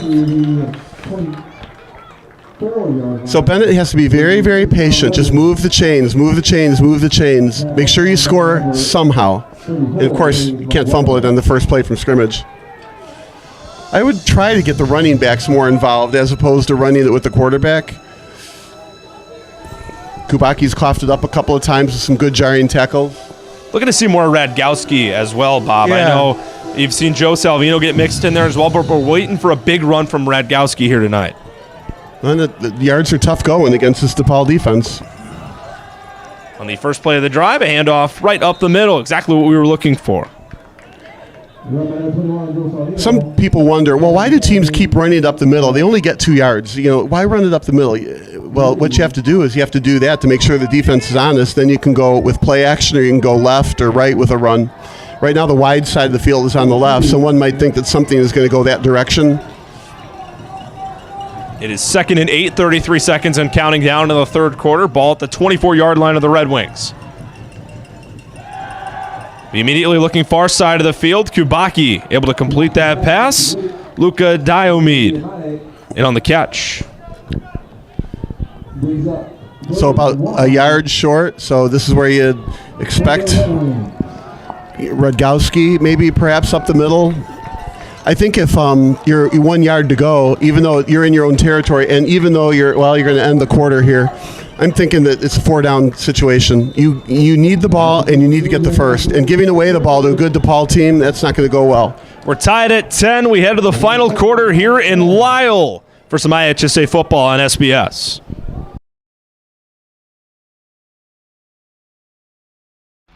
Missing your child's sporting event just plain stinks. But you don't have to worry about that anymore, thanks to Sports Broadcast Solutions. SBS is a live broadcasting network, as well as covering your on-demand needs, recruiting videos, highlight reels, and much, much more. We can broadcast live to any website, and we also post as much on-demand content as you need. For more information about SBS, check out our website at sportsbroadcastsolutions.com. Sports Broadcast Solutions, a broadcasting network for everyone. Sports Broadcast Solutions is a broadcasting network for everyone. For those of you who would like to broadcast or live stream your event, or maybe make a highlight tape, but would like a sponsor to fund the event, SBS has a myriad of ways to advertise your sponsor during our broadcasts. We have commercials. We have on-air reads by the announcers. Albatross Physical Therapy and Wellness specializes in pain-free. We have graphics. And we have watermarks. Finally, sports.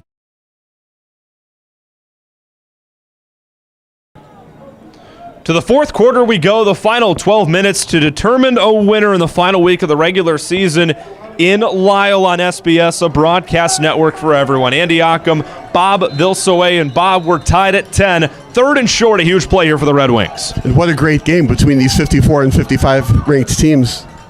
And it will be a handoff right up the middle. Got it.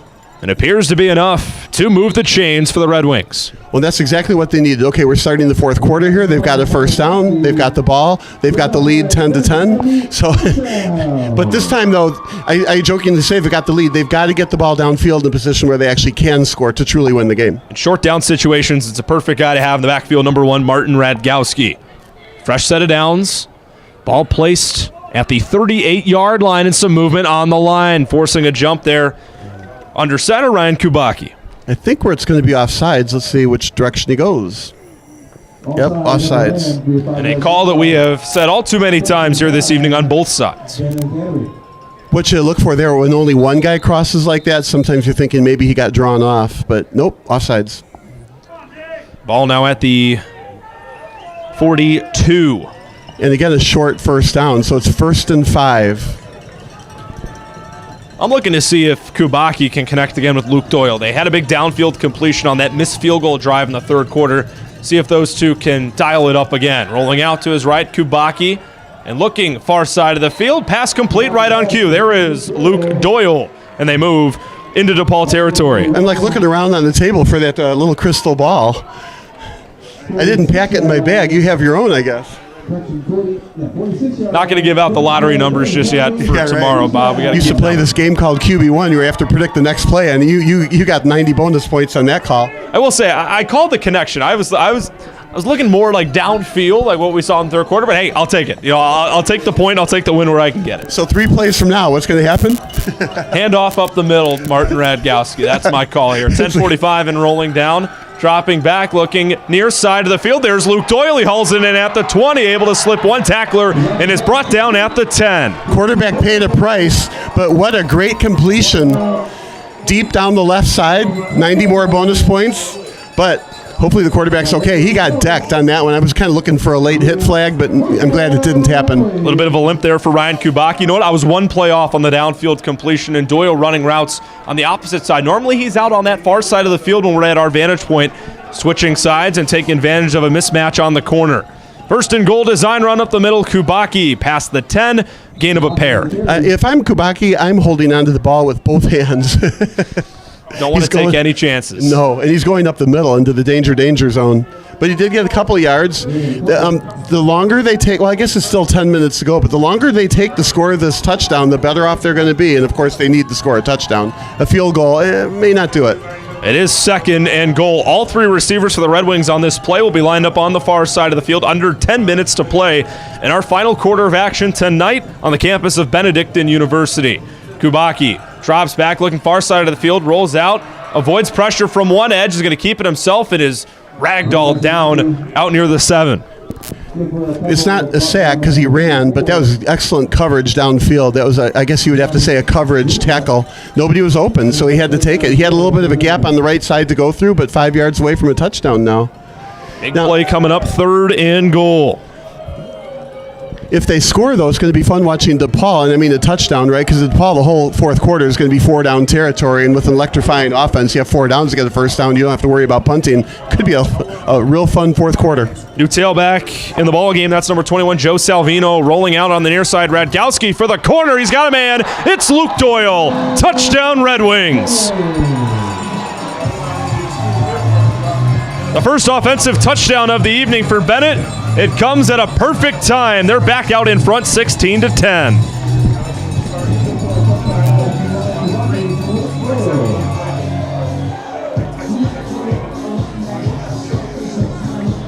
The point after to be attempted here by Michael Conway. Bob couldn't have drawn it up any better. You can't. Perfectly thrown. Now, this point matters, right? 6 versus 7 points, but it will be interesting if DePaul does score. Do they go for 1 point to tie it, or do they go for 2 to win it? 9 minutes to go, plenty of time when they get the ball back. Snap and hold are good. Conway knocks it through.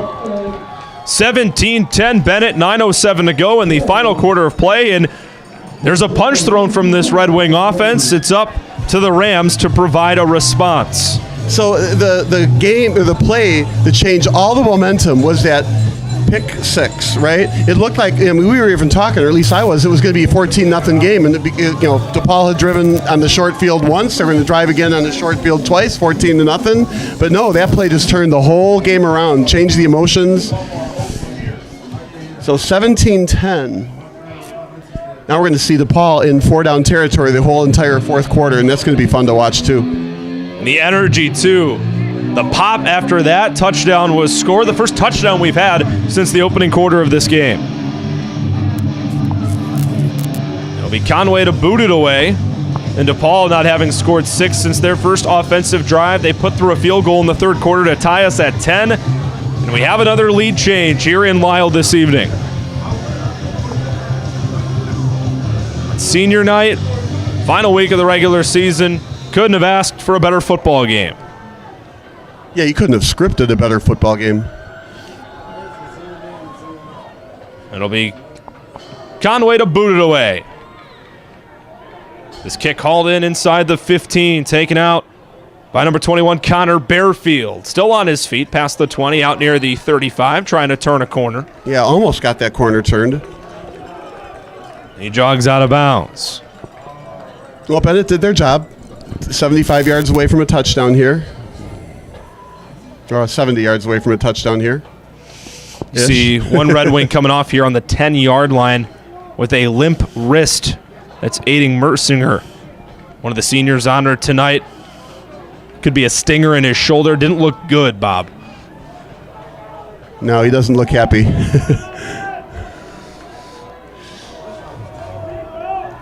We will see this drive begin at the Ram 27.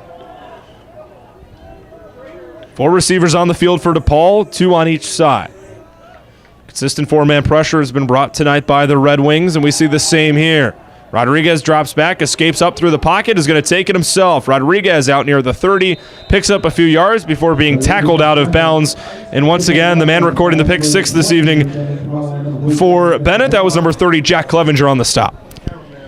And on that stop, it was only a 2-yard gain. So DePaul seems to get like 5-yard chunks on first down, at least in the first half. They're not getting those 5-yard chunks here in the second down. Again, and undoubtedly some defensive adjustments that Bennett has made to keep the ball second and long now. Ball remains inside the 30-yard line of the Rams. 2nd and 8 from the 29. Haven't had that big play downfield yet for DePaul. Their lone touchdown, a 5-yard score from Juju Rodriguez to Braden Peavy. A handoff up the middle here on 2nd and long, and barely being able to get into that third level, second level even, if that, was Nicholas Haithcote. It brings up 3rd and long. Well, you said it on that long play, but Bennett did have a long play to Doyle, and that's effectively the difference in the game. Yeah. And we'll see what the play call is here. Once again, despite being backed up into their own territory, do you even see this at 3rd and 8, Bob, as a 4-down territory situation? Well, I think if it's going to be 4th and 8, I would still punt it away because they can get the ball back on downs later. You don't want to give the ball up to Bennett in this part of the field.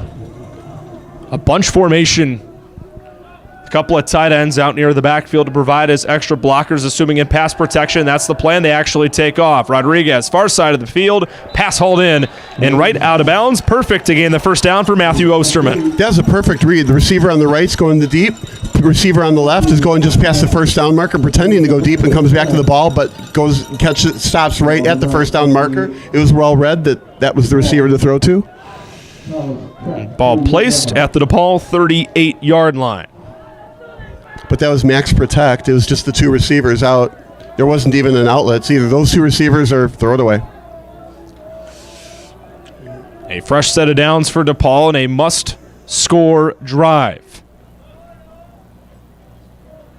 Rodriguez, a long pause, quick pass out to the far side of the field. Another completion, and shedding one tackler is Osterman. A solid first down gain through the air for the Rams. That was well read on defense. So I mean, if that ball wasn't fired in with the speed it was fired in, that was going to get busted up. So perfect play again. First down chunk of yards. So it's second and about maybe 6. Looking at the play call on the sidelines, the signals coming in from a third base coach I mean. Ball will be right at the 41. Second and 6. And that's similar formation to what we saw on that third down conversion. See what the extra 2 men in the backfield do if they stay back to block or if they go out to pass. They will block this time. Rodriguez near side of the field for Peavy. Man falls down, pass complete. Peavy knocked out of bounds at the 25-yard line. There's the big play we're looking for from this Ram offense, Bob. And they got it. And of course, Bennett's looking around for, hey, where's the flag on that? I got knocked down. Anyway, it's a great pass. But again, it was another max protect. So DePaul, the adjustments they've made, it's not 5 receivers out in the open getting open and 5 blockers blocking anymore. It's max protect, 2 receivers out there, and there's quarterbacks just picking those 2 receivers out.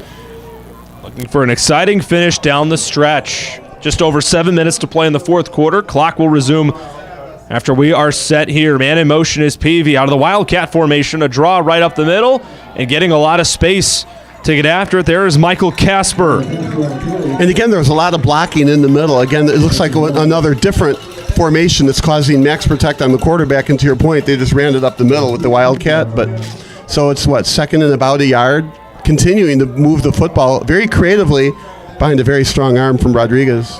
I'm shocked that we didn't see that more in the third quarter. They had a couple of straight plays with the Wildcat formation in the second quarter that worked out so well. And here it is again with Casper right up the middle, finding a hole through the gap, and picks up a few more. That's enough for a DePaul College Prep first down. You can't help but think they got to keep doing that. I mean, if it works, keep doing it until it finally gets stopped. And he's not heading out of the game. And rightfully so.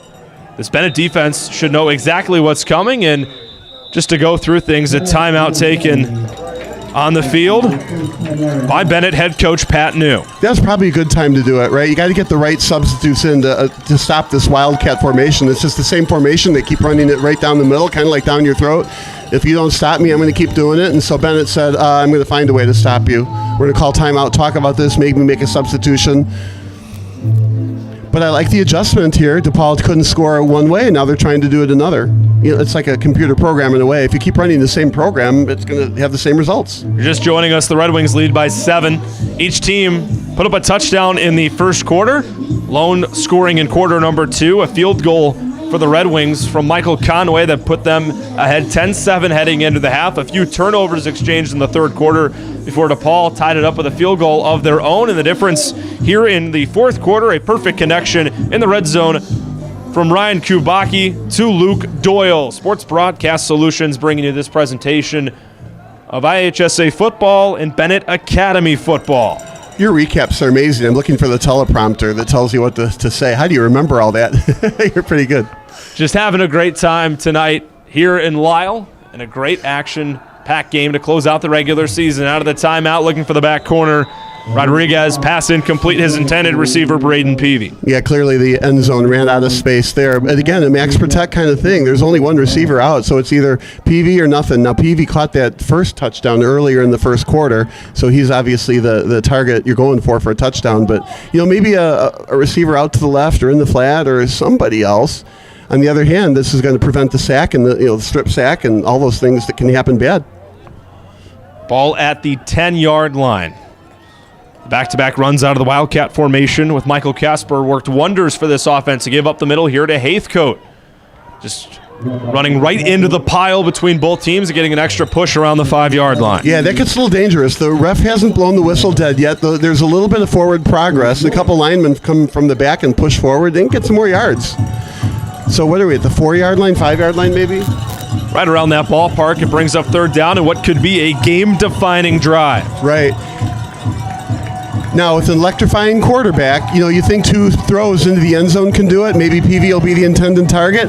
I'm different. I think you can, jam this in on the run twice.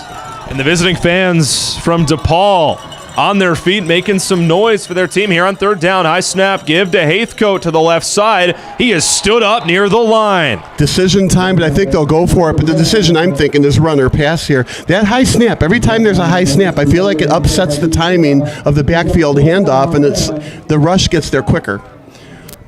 And you look at it, a passing game that has been so potent all season.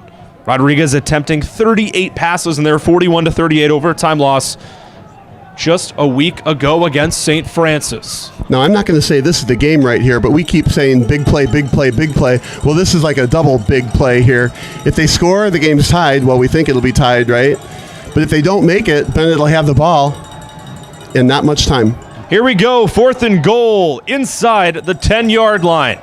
Juju Rodriguez, clean pocket to work with, serving. Drawing out to his right, he's got to scramble now, play some backyard football. Rotating out to the far side of the field, pass for the end zone, it is caught. Touchdown DePaul. Talk about just amazing hustle, field awareness, and I didn't think that was going to be caught. It looked to me like it was too softly thrown, it was going to get defended. What a great play, ran to the right, then ran back to the left. He had blocking, nobody gave up on the play, perfectly thrown. Finding his man right at the perfect time when he needed it. Chance to tie the ball game up here at 17 apiece. 4:33 to go in the fourth quarter. Well, it's not tied until the kick happens, right? Yeah, it could be the biggest kick of the game. Easily knocked through. What a great kick that was. I think that ball's landing in the next county. Yeah, Emmett McHugh, the sophomore, left no doubt there on that PAT. Well, now, okay, so he's got a strong leg, obviously. I'm thinking put the next kick out of the end zone. Make sure they've got 80 yards to go to get any points. And the way this game has been going, maybe Bennett doesn't get too many first downs, have to punt it away, and you've still got a couple minutes, you can win it. On the other hand, Bennett, with 4.5 minutes to go, all they need is one drive. They have a strong field goal kicker as well. And some visible frustration there, Bob, from the Red Wing defense. So defeated. A drive down the field. First touchdown since the opening drive offensively of the first quarter for the Rams. They get it right when they need it, but still a chance for this Bennett offense to respond, and where their passing game has looked fantastic here in the second half. Well, and then, of course, that Juju Rodriguez effort was second to none. I mean, he was all the way almost on the sideline on the right side. He had to run all the way to the sideline on the other end, and the defense had to stay with their receivers. There was a bunch of receivers in the end zone, and they did for a long time until they didn't. McHugh to send it away back to Bennett. This one hauled in at the 10-yard line. It's Luke Doyle. Doyle not able to get past the 20. Good work by the DePaul special teams unit. Not super favorable field position for Bennett for this drive, Bob, but they're fully capable of driving 80-plus yards down the field. Well, on the fortunate side for Bennett, they have a long field to go, right? But it's tied, so it's not like they're down and they have to go there. They can get a first down or two or whatever and then punt, and maybe the game ends at, in an overtime situation. But they've got the ball. It's tied. I mean, when you think about it, when the game starts, if you can get the ball tied late in the fourth quarter, that's what you want, especially with two even teams like this. We'll see what the starting package looks like for the Red Wings here in the most crucial drive of the ball game for their offense. Man in motion on first down. Near side of the field, far side I should say, complete to Doyle. Luke Doyle, green grass in front of him. Quite the completion. On first down, it's going to be a house call. Touchdown Red Wings. Luke Doyle, his second of the quarter, and they get the lead right back on the first play from scrimmage. Showing some wheels on that catch. I thought for sure he'd get tackled from behind by somebody. He pulled away, got tripped up around the 10-yard line, and then stumbled into the end zone. What a great play on first down. A slant on the right side, and Nobody could catch him. Back and forth we go. It only took 12 seconds for 6 more to be thrown up on the board for the host. So before the 4-minute warning, you're going to say we're going to see another touchdown for the other team to tie it. Immediately, that puts the pressure right back on the DePaul College Prep offense. This long, methodical drive down the field, their offense worn out, tired. I mean, same thing to be said for the Bennett defense as well, but those two units a little bit more fatigued are going to have to head back out onto the field as the PAT is knocked through by Michael Conway. I mean, what can you say, but unbelievable, totally unexpected. But Doyle showed some real speed there. Quite the environment to be in here tonight. No place we'd rather be for Friday Night Lights than here in Lisle. Sports Broadcast Solutions bringing you a thriller to close out the regular season. Our fantastic crew here tonight doing a great job. All the various roles that we have, obviously us up here in the booth, Andy Ockham alongside my partner Bob Vilsoe, and the third member of our team, Kalia Butler, has been giving us fantastic insight from down on the field throughout the ball game. This kind of makes me wonder, who are we going to talk to at the end of the game? Doyle on that play? You know, yeah. I mean, wow. I know we've spoken to Doyle before in the past, right? But 2 fourth-quarter touchdowns. It's hard to not look at a young man with star potential, and let's not even say potential. He is a star for this Bennett offense. I feel like saying star potential is disrespect to Luke Doyle, and just a junior as well, still has a whole nother season in a Red Wing uniform. Well, and his stock just went up.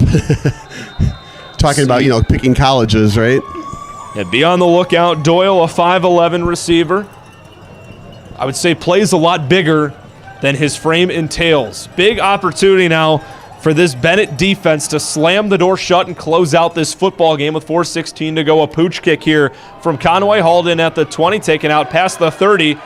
That being the guy who has been receiving a lot of the carries here in the second half for the Rams, number 7, Nicholas Haithcote. And that's where this drive will start for the Rams offense. Well, they got the kick that they wanted, right? So the ball's at the 28-yard line. Now, the reason for the pooch kick, right, is so that it's hard to return it. So when the receiver catches the ball, he can get tackled right there pretty much in place. If you kick it deeper, the opportunity for return is a lot greater. That's why they put the ball figuring it. Well, if they get the ball at the 28, I wish we could kick it in the end zone, but we can't. But if they get the ball at the 28, they got 72 yards to go. But if we kick it deep and they return it for a touchdown, that wouldn't go well. So 4 minutes and 11 seconds. This place is buzzing, and rightfully so. We bring back Kalia Butler into the booth. Kalia, quite the fourth quarter we have had here. Both teams just trading blows. Yeah, I mean, on the DePaul side, the coaches are kind of getting off them. This is a team that's prided themselves on defense all year round, and Bennett is just kind of breaking through the cracks each time. Coach is just saying, hey, like, if you want to win this game, you need to step it up. But Bennett has responded effectively each time.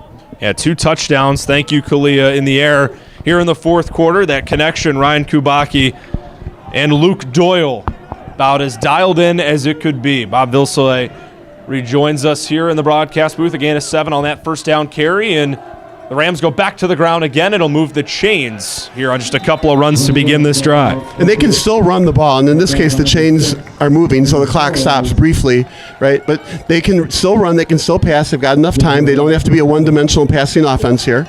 What did work, though, was that they left a lot of blocking for the quarterback, right? So, but only 2 receivers in the patterns. Looks like what they're doing again here. Ball at the 41-yard line of the Rams. Out of shotgun, Rodriguez. Pump fake, looking over the middle of the field. Pocket collapses, and he's got nowhere to go. Declan Walsh with the takedown, but flags are a-flying. Yeah, that could go either way. It's going to be a personal penalty on somebody here. Again, 2 receivers. They tried to double move on both sides and tried to pick out which one was going to be open. Nobody was, and the sack happened. Probably the quietest the crowd has been all night here at the Village of Lisle Sports Complex. Declan Walsh visibly frustrated after hearing what the officials had to say. This could be against the Red Wings. Face mask defense. Brutal call for this defense after what was a huge takedown.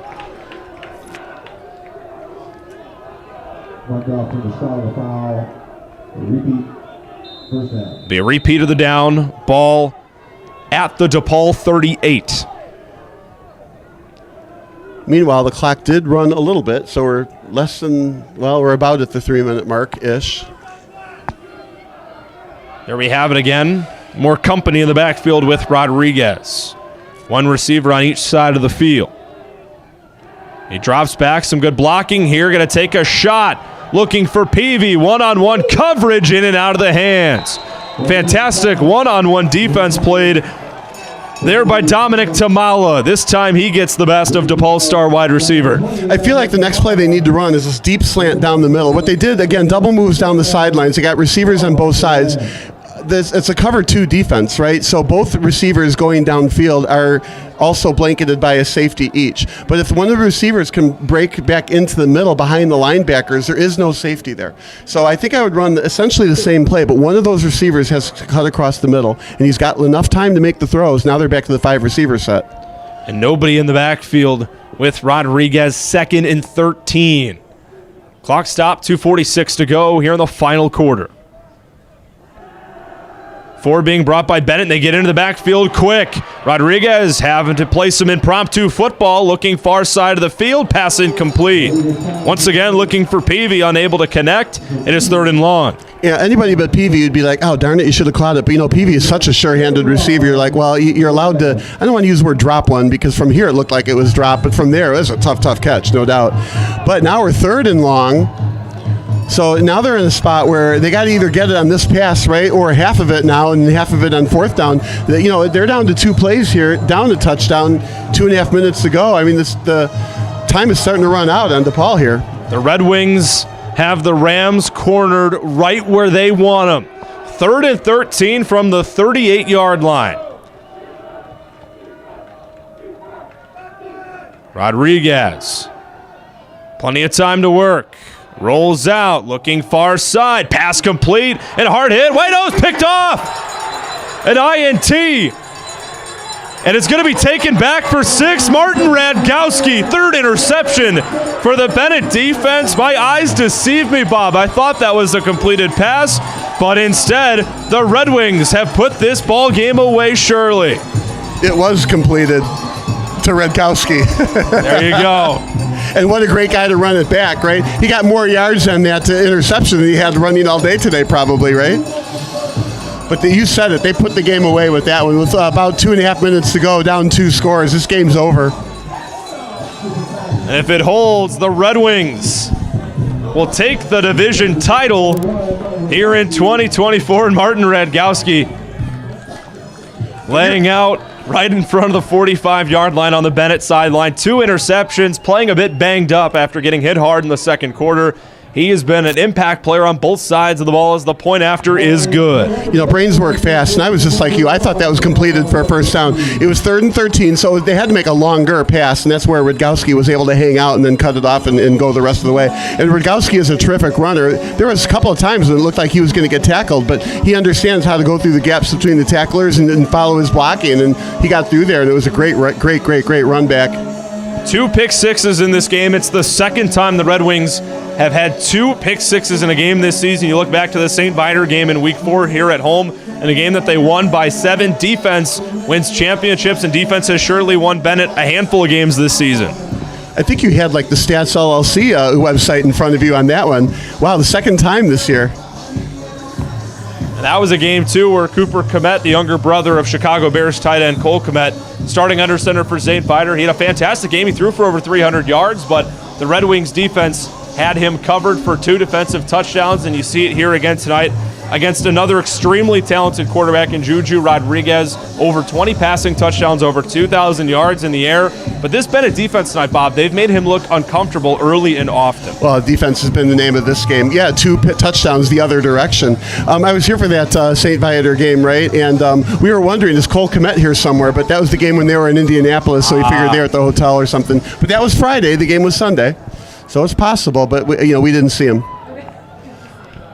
And why not one more time see what Bennett can do defensively? They lead it by 14, 2:24 to go in the 4th quarter. A defensive score, 2 Luke Doyle touchdowns here in the 4th. This kick taken out near the 20, bouncing off a couple of tacklers. A really good return here from Heathcote beyond the 40-yard line. Yeah, see, I like to kick it deep, but nonetheless, they're squib kicking it kind of to the right side where they feel like they can control the runner and ensure that he can't run it back. Because the only thing that can really hurt him, badly at least, would be a run back for a touchdown. They don't mind giving the ball, in this case, like at the 38-yard line. But if they do score, they have to score quick, kick it onside, and get another one.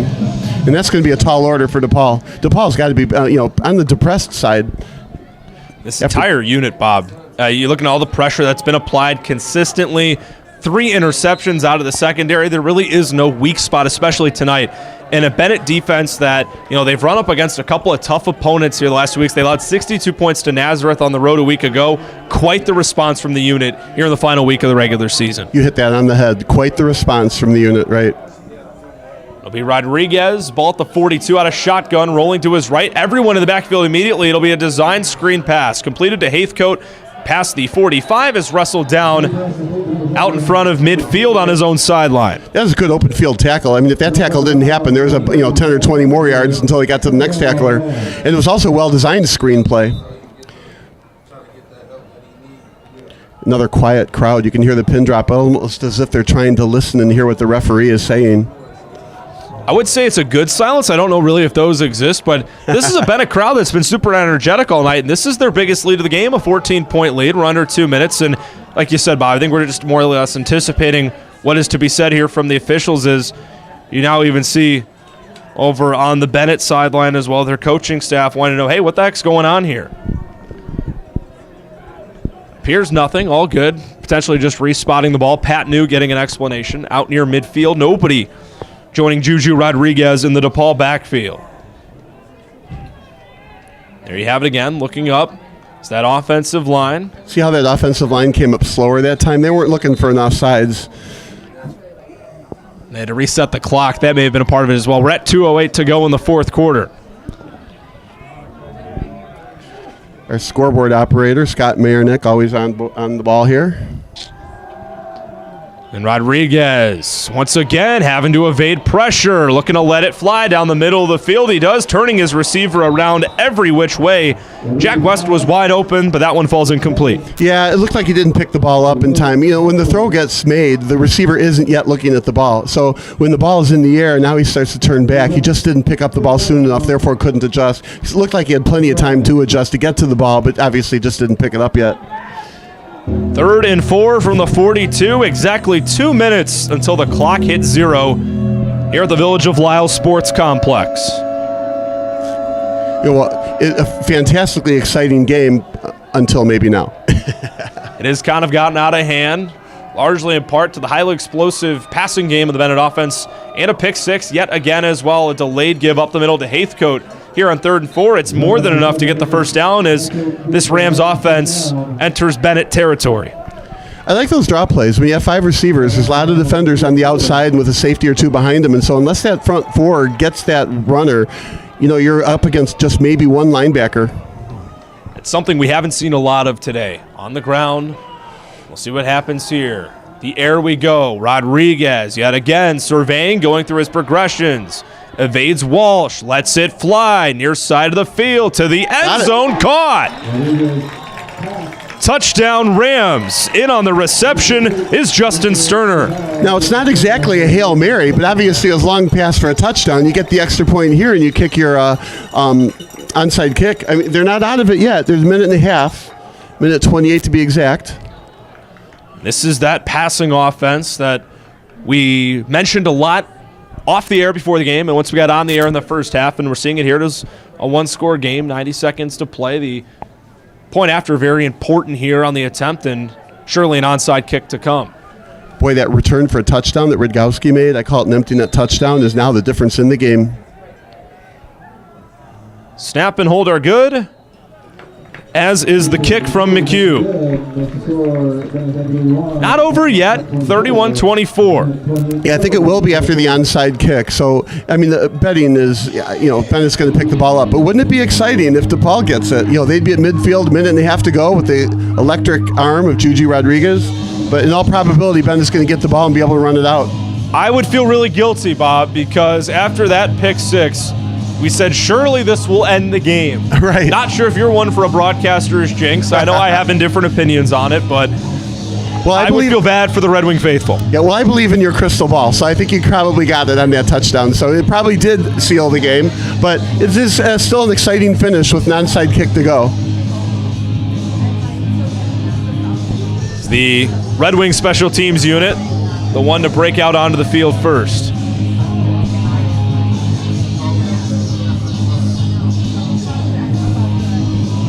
I've been to this stadium plenty of times during the day, but there's just something about it under the lights that has made it that much more exciting tonight. A great way to end the regular season. Well, it's so much fun, too, because they get to play in a college stadium. And, a lot of the high schools, I mean, they have nice stadiums, to be sure, but not quite like this. Tons of seating, great press box, which we're getting the benefit of. You know what we're missing is the ambulance that they usually have out there. Oh, it is there. I haven't seen it go off. That corner. No, I haven't either. I was looking for the same thing. Yeah. It usually goes off on touchdowns. It maybe got the different ambulance operator out there today. Here we go. It is the onside kick. Bouncing. It's still loose. How did they not get that? My goodness, on first bounce it became anyone's football, but it is eventually fouled on by the Red Wings. Number 42, Kevin Howard. Yeah, it's got to go the 10 yards, but it looked to me like they did a great job at blocking the Bennett, who would have recovered the ball, and it looked to me like DePaul could have easily picked it up on one bounce, but then didn't, and then Bennett recovered it. So that was exciting. Play that one back. It looked like they could have had it. But anyway, so Bennett with the ball, and just a minute they have to ice the game.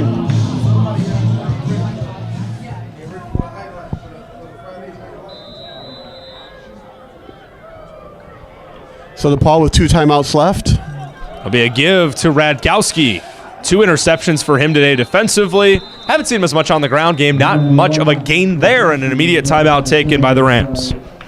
So they should have 1 left after that. So if they can prevent them from getting the first down, they could conceivably get the ball back with, maybe a little under a minute, but maybe with a little under a minute. Now, isn't it funny, though, when you say Radkowski with 2 interceptions, the ball handed off to the running back with 2 interceptions. So we got to love about the high school game, Bob. You got guys flying around and excelling on both sides of the ball. We've seen that tonight. Luke Doyle as well. He's playing some safety, taking some kicks back. They're getting involved in all 3 phases, and it's worked out for this team. And Bennett is ready for playoff football. So is DePaul College Prep. Don't want to take anything away from them. These are 2 fantastic teams, and I think you mentioned it earlier. It's great to have a game like this, regardless of the result, knowing that you are already in the playoffs. It's a great battle test for what's to come next week, as long as you just got to keep everyone healthy at this point. Well, that's when you're practicing your execution. But then back to Radkowski. Remember, he came out with that knee injury earlier, what appeared to be a lower body injury anyway. Right? And then he was running up and down on the sidelines, probably showing the trainer, hey, I can play. And look at him now. He's got 2 interceptions for touchdowns. You start talking about, players of the game, and then you have to think he's obviously in the mix for that. Doyle's in the mix for that. Loss of a yard there for Radkowski. Ball placed at the Bennett. I was going to say Bennett still regardless, the 49-yard line. They're 1 big gain away from sealing the deal. It'll be Kubaki with the keeper, runs into the pile. Gains maybe a yard, and immediately another timeout taken. The last timeout for head coach Mike Passarella on the DePaul sideline. And sometimes you have to be in the right place at the right time and be a little bit of a ball-hawking defender. But if it were me, I think I'd give the 3rd star to Clevenger. That would just be me, just for the return pick 6. The awareness and just being at the right place at the right time. Right. Sometimes you just get lucky. I mean, he's a good player in his own right, made some other nice plays, but that's the one that's obviously memorable. But that would be my 3 picks for stars of the game. Not like they get the keys to the Cadillac or anything. Right. What would it be? Keys to the Cadillac, then a bicycle and a scooter. There you have it. It'll be 3rd and 10. Ball placed at midfield when we get out of this timeout. 1:16 to go. 4th and final quarter of action here at the Village of Lisle Sports Complex. It's been a fantastic evening and a great ball game, too, that we have been treated to between Bennett and DePaul College Prep. So, our scoreboard shows that DePaul has 1 more timeout. So it's 3rd and 10. Right. So at the end of this play, they ought to be able to call timeout and maybe force that punt and get the ball back. So then I raise you the question: do we see Bennett drop back and throw the football here, or do they stick with it on the ground? I would put it on the ground for sure. We shall see the lone receiver on the far side of the field in one-on-one coverage. No surprise, it is Luke Doyle. Yeah, make him earn that timeout. There you go, motioning a couple of tight ends on that right side of the line. A give to Radkowski, trying to turn the corner and get past midfield. He isn't really able to, and there is the final timeout taken by the Rams. And they're going to get the ball back with 1:09. Well, with less than 1:09 when the punt happens. But there's still some excitement to be had here. A tough part on the execution for Bennett, but you also can't really blame them when it is known they are going to run the football. We look at this game. Each team with a touchdown in the opening quarter. A field goal in quarter 2 for Bennett. It was 10-10 after the third. A responding field goal from the Rams. All the scoring coming here in the fourth quarter. For Bennett, it's been 2 Luke Doyle receiving touchdowns and a pick 6 to make it 31-17 from Martin Radkowski. The score to tie it for DePaul. It was a nice throw and a scramble on 3rd and goal from Juju Rodriguez, and what's made it a one-score game in terms of here on the near side of the field, a lengthy Hail Mary-esque completion from Rodriguez to Justin Sterner. Remember at halftime it was 10-7, right? We were thinking how, well, both teams averaged 30 and 29 points, right? Here we are at 31-24, and it's almost right at their averages. A big punt here for Bennett. Their first punt of the game almost went for negative yards. They just need something. They need to get the snap off, and they need to get the punt away. That's all that matters right now. There's step 1 and step 2. Not a great punt again. It is inside the 30, though, Bob, but only 1 second taken off the clock in that exchange. 1:08 and a chance here. We didn't think that DePaul would get this chance. They have a shot to tie the game. Yeah, no, they were down by 2 touchdowns. I was writing them off, and all of a sudden, here we are. Just 1 score down. Now they have to make some, real estate here with just a little over a minute, but they proved that they can do that. Like you said, the Hail Mary-esque type play. It was a great completion in the end zone. Both feet were in. Here we go. The Red Wings are going to need one more big stand from their defense here tonight. No timeouts left. And an ESCC Purple Division Championship on the line. Right before we head into playoff football here in the great state of Illinois. See a heavy dose, per usual, of Juju Rodriguez. Drops back. 4-man pressure from Bennett, having a rollout. Now Rodriguez being chased. He's able to turn the corner near the 20. Gets rid of it over the middle of the field. He's got a man. It's incomplete. Oh, a lot of green grass there in front of Matthew Osterman, but just out of his reach. Right after Rodriguez threw the ball, he got decked from behind and out of bounds. Big lineman landed on him, but that pass was still right there. That could have been caught with some real estate to go behind him. If he can stall around in the backfield like that and throw somebody open downfield, I mean, one play would be all it takes. DePaul using obviously all 3 of their timeouts on that 3-and-out. They have no timeouts to give, runner minute to play, and that took 10 seconds off the play clock there on that lengthy scramble and rollout from Rodriguez. And almost again did they get Declan Walsh here on the near side of the defensive line to jump, but he had good restraint. Now 4 receivers in this set, so the pocket could collapse quick. Ball at the 27, 2nd and 10. Rodriguez over the middle of the field, incomplete. I think I'd throw it away from Radkowski, though. That was right to him. If that ball goes a little different, Radkowski gets another interception. I think I'd make my throws on the right side of the field. Yeah, Radkowski. And the right side of the field is the wide side, too. Yeah, he's serving there as the ball hawking safety. He's listed here on the roster as a corner, but he's worked his way into the backfield. That time as the safety. That was one-on-one coverage on Matthew Osterman by Jack Getz. Those two doing fantastic work in the secondary. Those are the 2 names we've called out the most this evening. Here we go, 3rd and 10, 53 seconds to go. Obviously 4-down territory for DePaul. Now they need a 10-yard pass, though, to move the chains and stop the clock. It won't do well to get a 5-yard pass over the middle. Man in motion. Swinging out to his right, Rodriguez near side of the field. Peavy hauls it in. He caught it inbounds, and 2 yards short. The clock continues to run. It brings up 4th and short. Here we go, 40 seconds. So do they have a call called in the huddle for a 2-yard gain here? Still a long way to go down the field as well. In need of 64 yards for this Ram offense, but all that matters is the 2 they need to get right now. Rodriguez rolling out to his left. Got plenty of room in front of him. Flag thrown.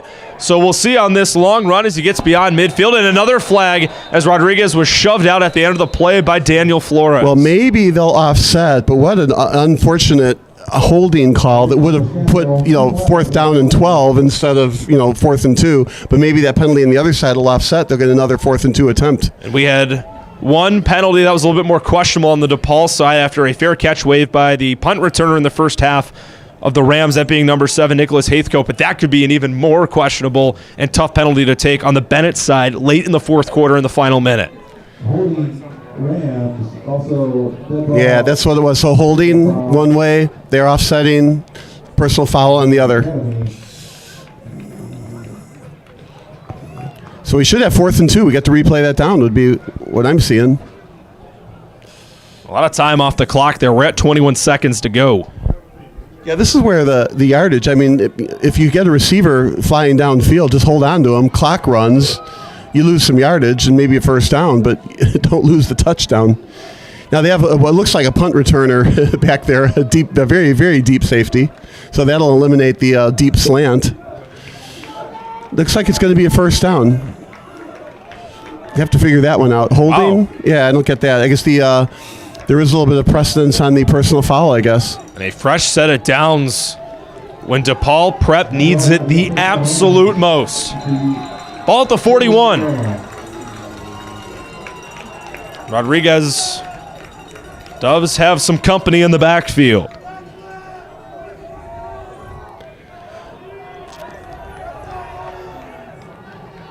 You have to imagine it's been a lot of 4-man pressures for Bennett tonight. They're probably only going to bring 3 here.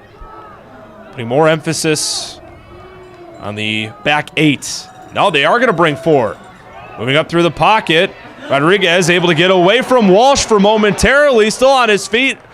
Hit hard as he throws. Pass complete to Peavy. How did he actually catch that? First, how did Rodriguez get away from the tackle? How did Peavy get away from the defenders? Now you're 8 seconds left, so you got time for maybe 2 plays, more likely 1 from the 25-yard line. I mean, how can you think you don't look for Peavy in the end zone and make him jump high for a rebound and get that ball?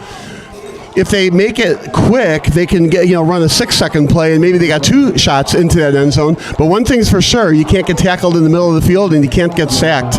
Juju Rodriguez, oh so talented. My goodness, he has been a joy to watch here tonight.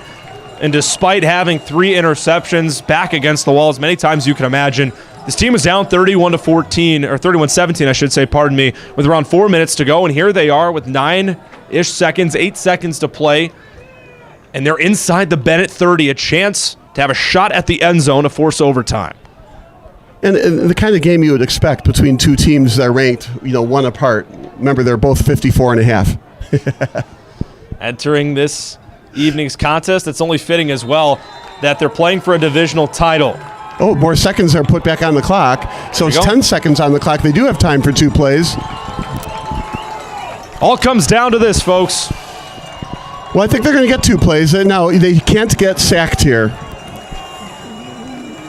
That pressure persistent from Bennett. Here it comes again. Rodriguez stands tough, floats it for the end zone. Peavy, it is picked off. Dominic Tamala. He threw it to the right place, though, to Peavy, and just didn't come up with it. Peavy's still not getting up. Very disappointed. Hope he's all right. That'll be the end to what was a thrilling game here tonight in Lisle. 2 seconds on the clock. So the Red Wings will have to get into victory formation before we wrap this up here. Remember when we were saying it was an exciting game? Then it was a 2-touchdown lead, and then it wasn't an exciting game, and it ended a very exciting game. That was what, maybe a foot away from being caught to a very sure-handed receiver, and that would have, tied the score up. Back and forth, we went all night long until Bennett pulled ahead by 2 touchdowns with 4 minutes to go, and want to give the flowers and the tip of the cap. And DePaul, this was an incredible regular season. Turning around from 4-6 a season ago, they're 6-3, clinching their second ever playoff berth in the sport of football in their school's history, the first since 2015. These are 2 very good football teams, and I'm looking forward to seeing what they both do in the playoffs starting next week. Well, and Juju Rodriguez is such a terrific athlete. The question is going to be, what will DePaul look like after he graduates, right? Yeah. Yeah, he's making a world of difference on this team, clearly. 31-24, our final.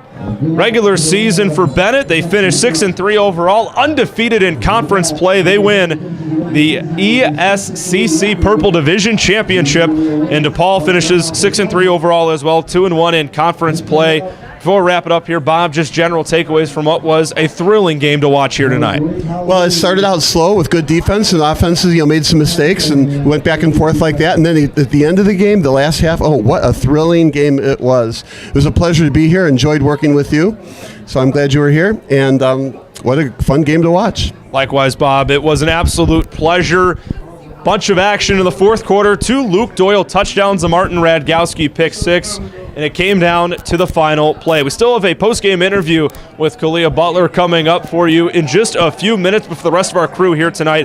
For Sports Broadcast Solutions, for my partner Bob Vilsolet, I'm Andy Yockum signing off for now. Here in Lisle, the Red Wings win it 31-24 to close out the regular season.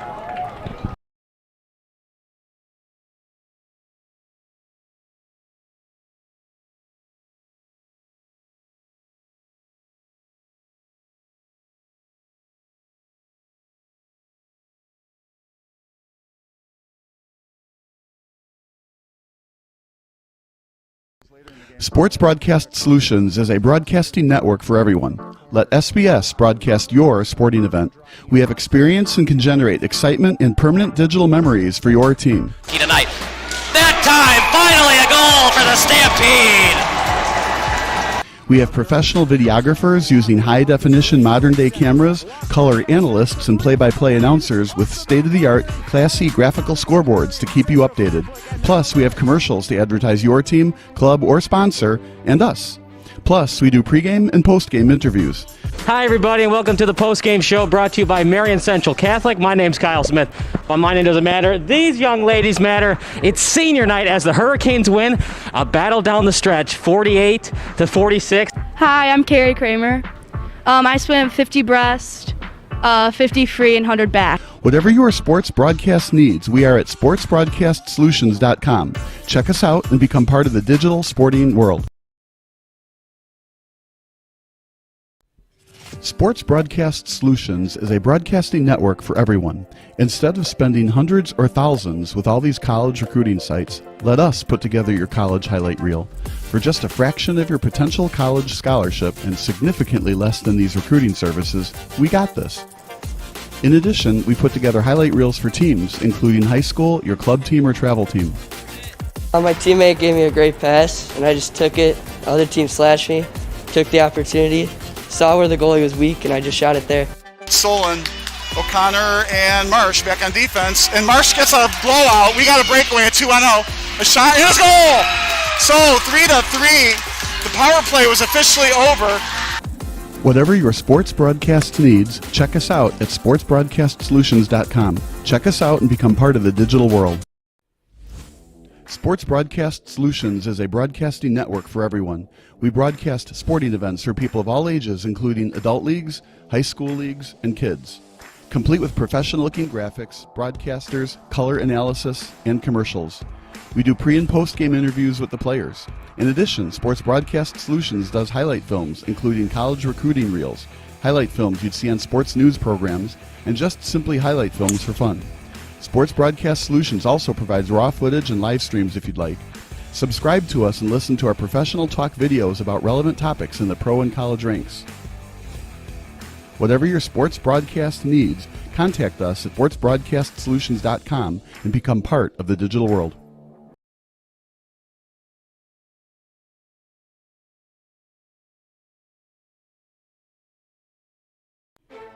Sports Broadcast Solutions is a broadcasting network for everyone. For those of you that just want raw footage of your sporting event, but no play-by-play or color commentary, you just need us to live stream video from the event over the internet. We will live stream your event on YouTube on our Sports Broadcast Solutions channel. In addition, we also have a dedicated channel on YouTube for live streaming at SBS Livestream. And if you need multiple channels, we can utilize Facebook Livestream and Instagram Live on our channel as well. Options include commercials from your sponsors, professional scoreboard graphics are still available, and of course, yes, pre- and post-game interviews are available as an option if you want. We've been working really hard this whole summer and stuff. Whatever your sports broadcast needs, we are at sportsbroadcastsolutions.com. Check us out and become part of the digital sporting world. Sports Broadcast Solutions is a broadcasting network for everyone. We broadcast sporting events for people of all ages, including adult leagues, high school leagues, and kids. Complete with professional-looking graphics, broadcasters, color analysis, and commercials. We do pre- and post-game interviews with the players. In addition, Sports Broadcast Solutions does highlight films, including college recruiting reels, highlight films you'd see on sports news programs, and just simply highlight films for fun. Sports Broadcast Solutions also provides raw footage and live streams if you'd like. Subscribe to us and listen to our professional talk videos about relevant topics in the pro and college ranks. Whatever your sports broadcast needs, contact us at sportsbroadcastsolutions.com and become part of the digital world.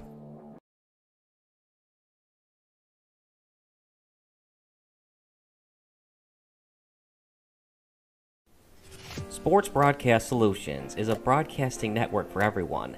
At SBS, we offer a professional broadcasting experience for the non-professional athlete. Just like the pros, we offer everything for you.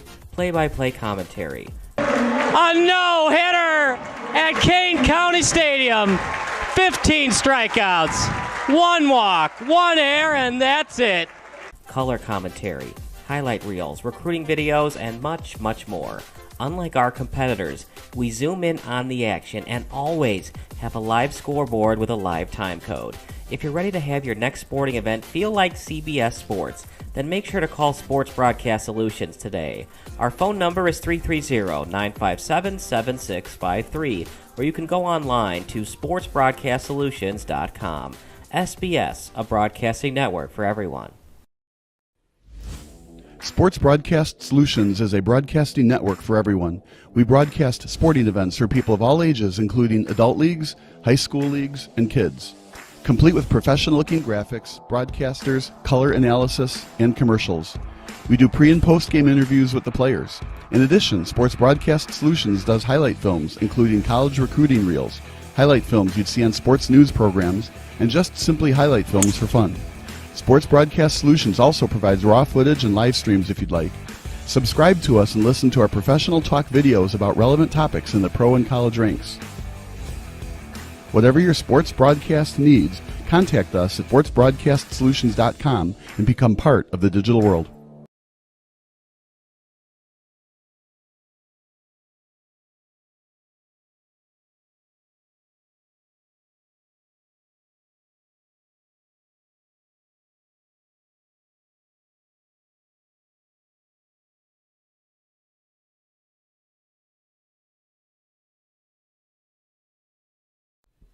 Sports Broadcast Solutions is a broadcasting network for everyone. Instead of spending hundreds or thousands with all these college recruiting sites, let us put together your college highlight reel. For just a fraction of your potential college scholarship and significantly less than these recruiting services, we got this. In addition, we put together highlight reels for teams, including high school, your club team, or travel team. My teammate gave me a great pass, and I just took it. The other team slashed me, took the opportunity, saw where the goalie was weak, and I just shot it there. Solon, O'Connor, and Marsh back on defense. And Marsh gets a blowout. We got a breakaway at 2-0. A shot, and it's goal! So 3-3. The power play was officially over. Whatever your sports broadcast needs, check us out at sportsbroadcastsolutions.com. Check us out and become part of the digital world. Sports Broadcast Solutions is a broadcasting network for everyone. For those of you that just want raw footage of your sporting event, but no play-by-play or color commentary, you just need us to live stream video from the event over the internet. We will live stream your event on YouTube on our Sports Broadcast Solutions channel. In addition, we also have a dedicated channel on YouTube for live streaming at SBS Livestream. And if you need multiple channels, we can utilize Facebook Livestream and Instagram Live on our channel as well.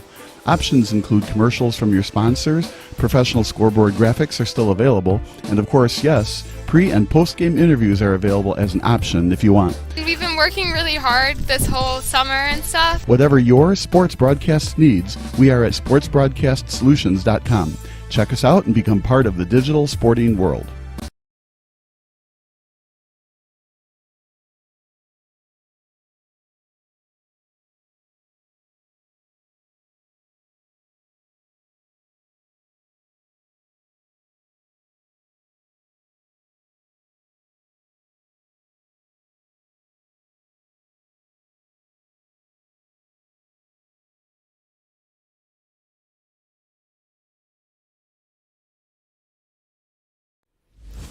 Sports Broadcast Solutions is a broadcasting network for everyone. We broadcast sporting events for people of all ages, including adult leagues, high school leagues, and kids. Complete with professional-looking graphics, broadcasters, color analysis, and commercials. We do pre- and post-game interviews with the players. In addition, Sports Broadcast Solutions does highlight films, including college recruiting reels, highlight films you'd see on sports news programs, and just simply highlight films for fun. Sports Broadcast Solutions also provides raw footage and live streams if you'd like.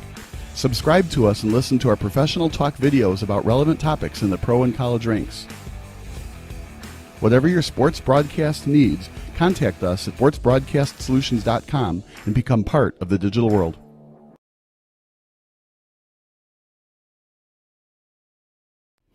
Sports Broadcast Solutions is a broadcasting network for everyone. For those of you who would like to broadcast or live stream your event, or maybe make a highlight tape but would like a sponsor to fund the event, SBS has a myriad of ways to advertise your sponsor during our broadcasts. We have commercials.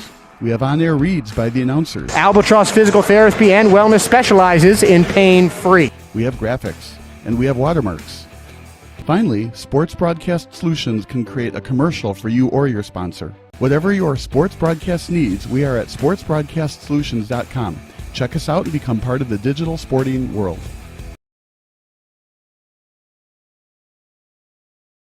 Sports Broadcast Solutions is a broadcasting network for everyone.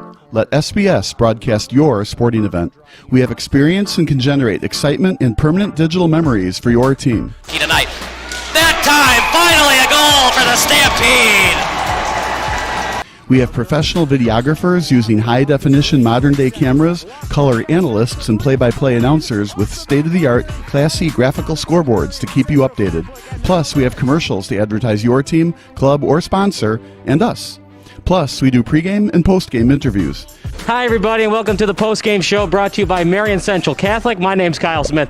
But my name doesn't matter. These young ladies matter. It's senior night as the Hurricanes win a battle down the stretch, 48-46. Hi, I'm Carrie Kramer. I swim 50 breast, 50 free, and 100 back. Whatever your sports broadcast needs, we are at sportsbroadcastsolutions.com. Check us out and become part of the digital sporting world.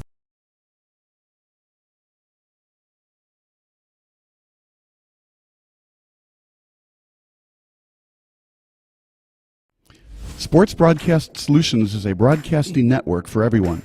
For those of you who would like to broadcast or live stream your event, or maybe make a highlight tape but would like a sponsor to fund the event, SBS has a myriad of ways to advertise your sponsor during our broadcasts. We have commercials. We have on-air reads by the announcers. Albatross Physical Therapy and Wellness specializes in pain-free. We have graphics. And we have watermarks. Finally, Sports Broadcast Solutions can create a commercial for you or your sponsor. Whatever your sports broadcast needs, we are at sportsbroadcastsolutions.com. Check us out and become part of the digital sporting world.